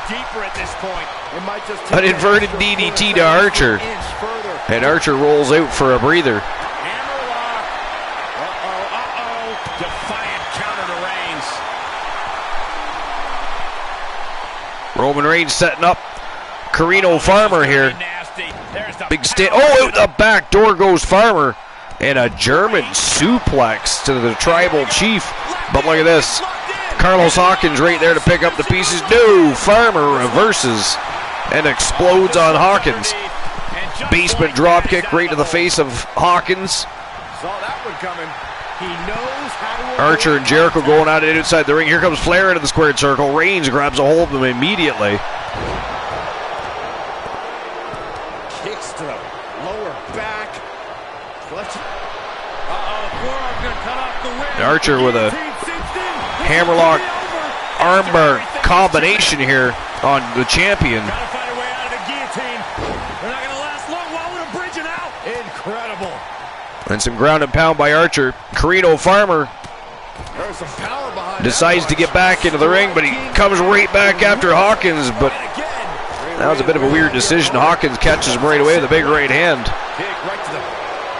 And now Hawkins and Farmer going at it outside the ring. Flair looking for a figure four here on the Tribal Chief.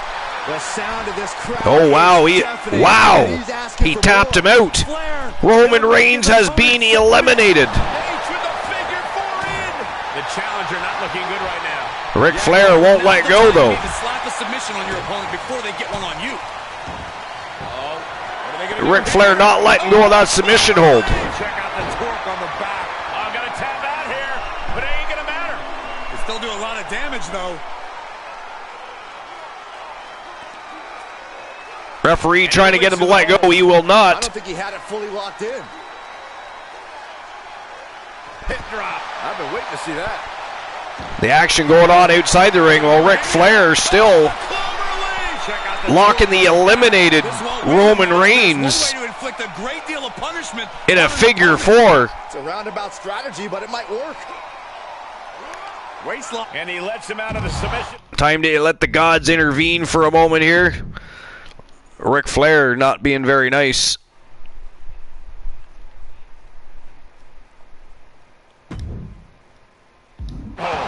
Could have been a strategic move to wear down that body part for something bigger later. Did you hear that impact? There's some power behind that punch. No, that'll break his arm. Vicious. Bad predicament right here. Oh, not a power bomb onto the apron.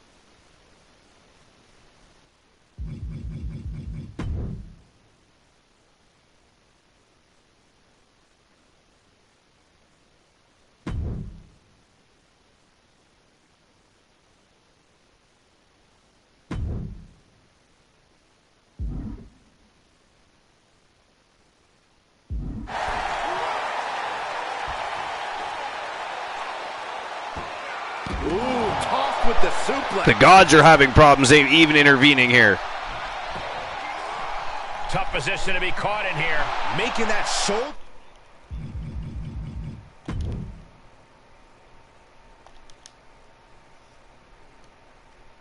A priority.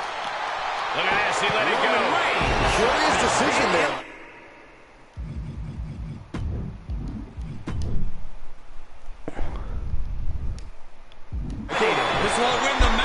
And there we go. Gods intervene, problem solved.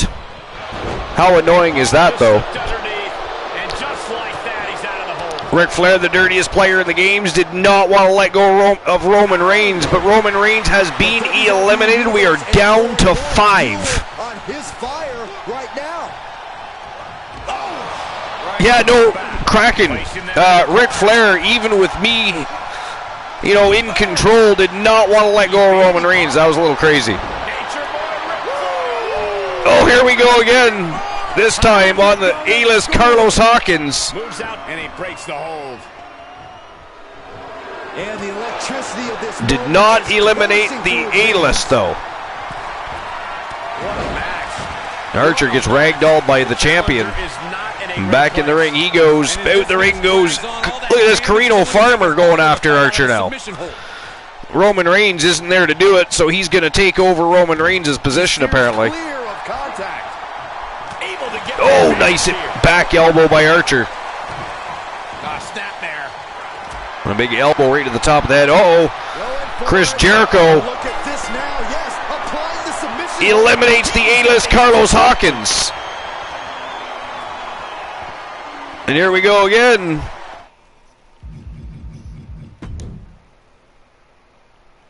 I do hope they solve that problem. Uh-oh. And he may have felt his grip slipping.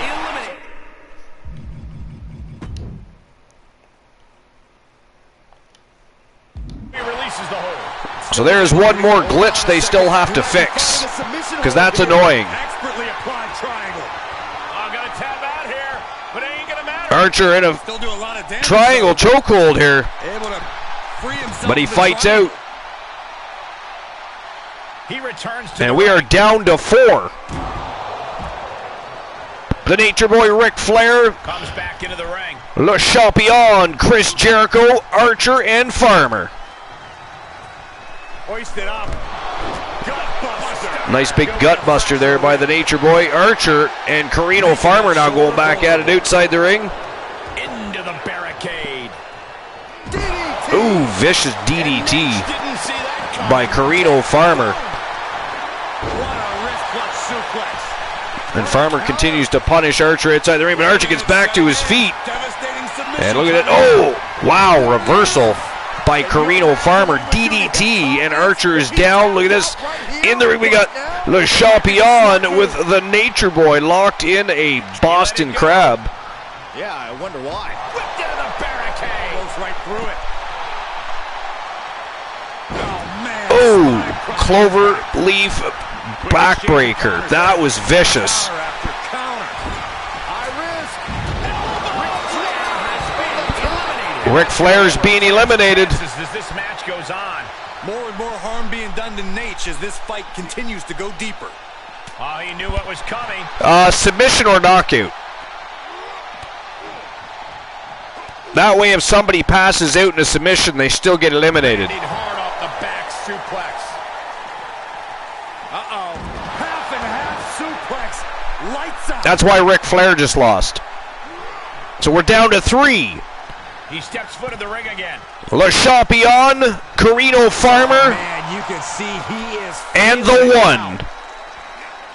Oh! And Le Champion just got dropped face first on the edge of the ring. Submission here. And Archer locking into submission. Straining those muscles. This won't win the match, but it's doing a lot of damage in the process. He's not going to tap him out there, though. It's got to be finished in the squared circle. No, he lets him out. Yeah, I think he. Chris Jericho is the champion, Kraken. Oh, what Archer a just hops in the ring, takes a breather, watches them kick the shit out of each taking other. this to the outside now. And Farmer setting up Chris Jericho here. Powerless position to be in right now. Oh, no, no, no, no. Oh! Powerbombed him right on top of the barricade. Stiff punch. Big left jab by Archer. Out the back door, DDT by Farmer, and he busted Archer open. Oh, this is not going to look pretty. Submission. And he locks him in another. This won't win Oh! the match, but it's one way to inflict a Man. great deal of punishment He on an beat him opponent. outside the ring. Roundabout strategy, but it might work. Archer got knocked out.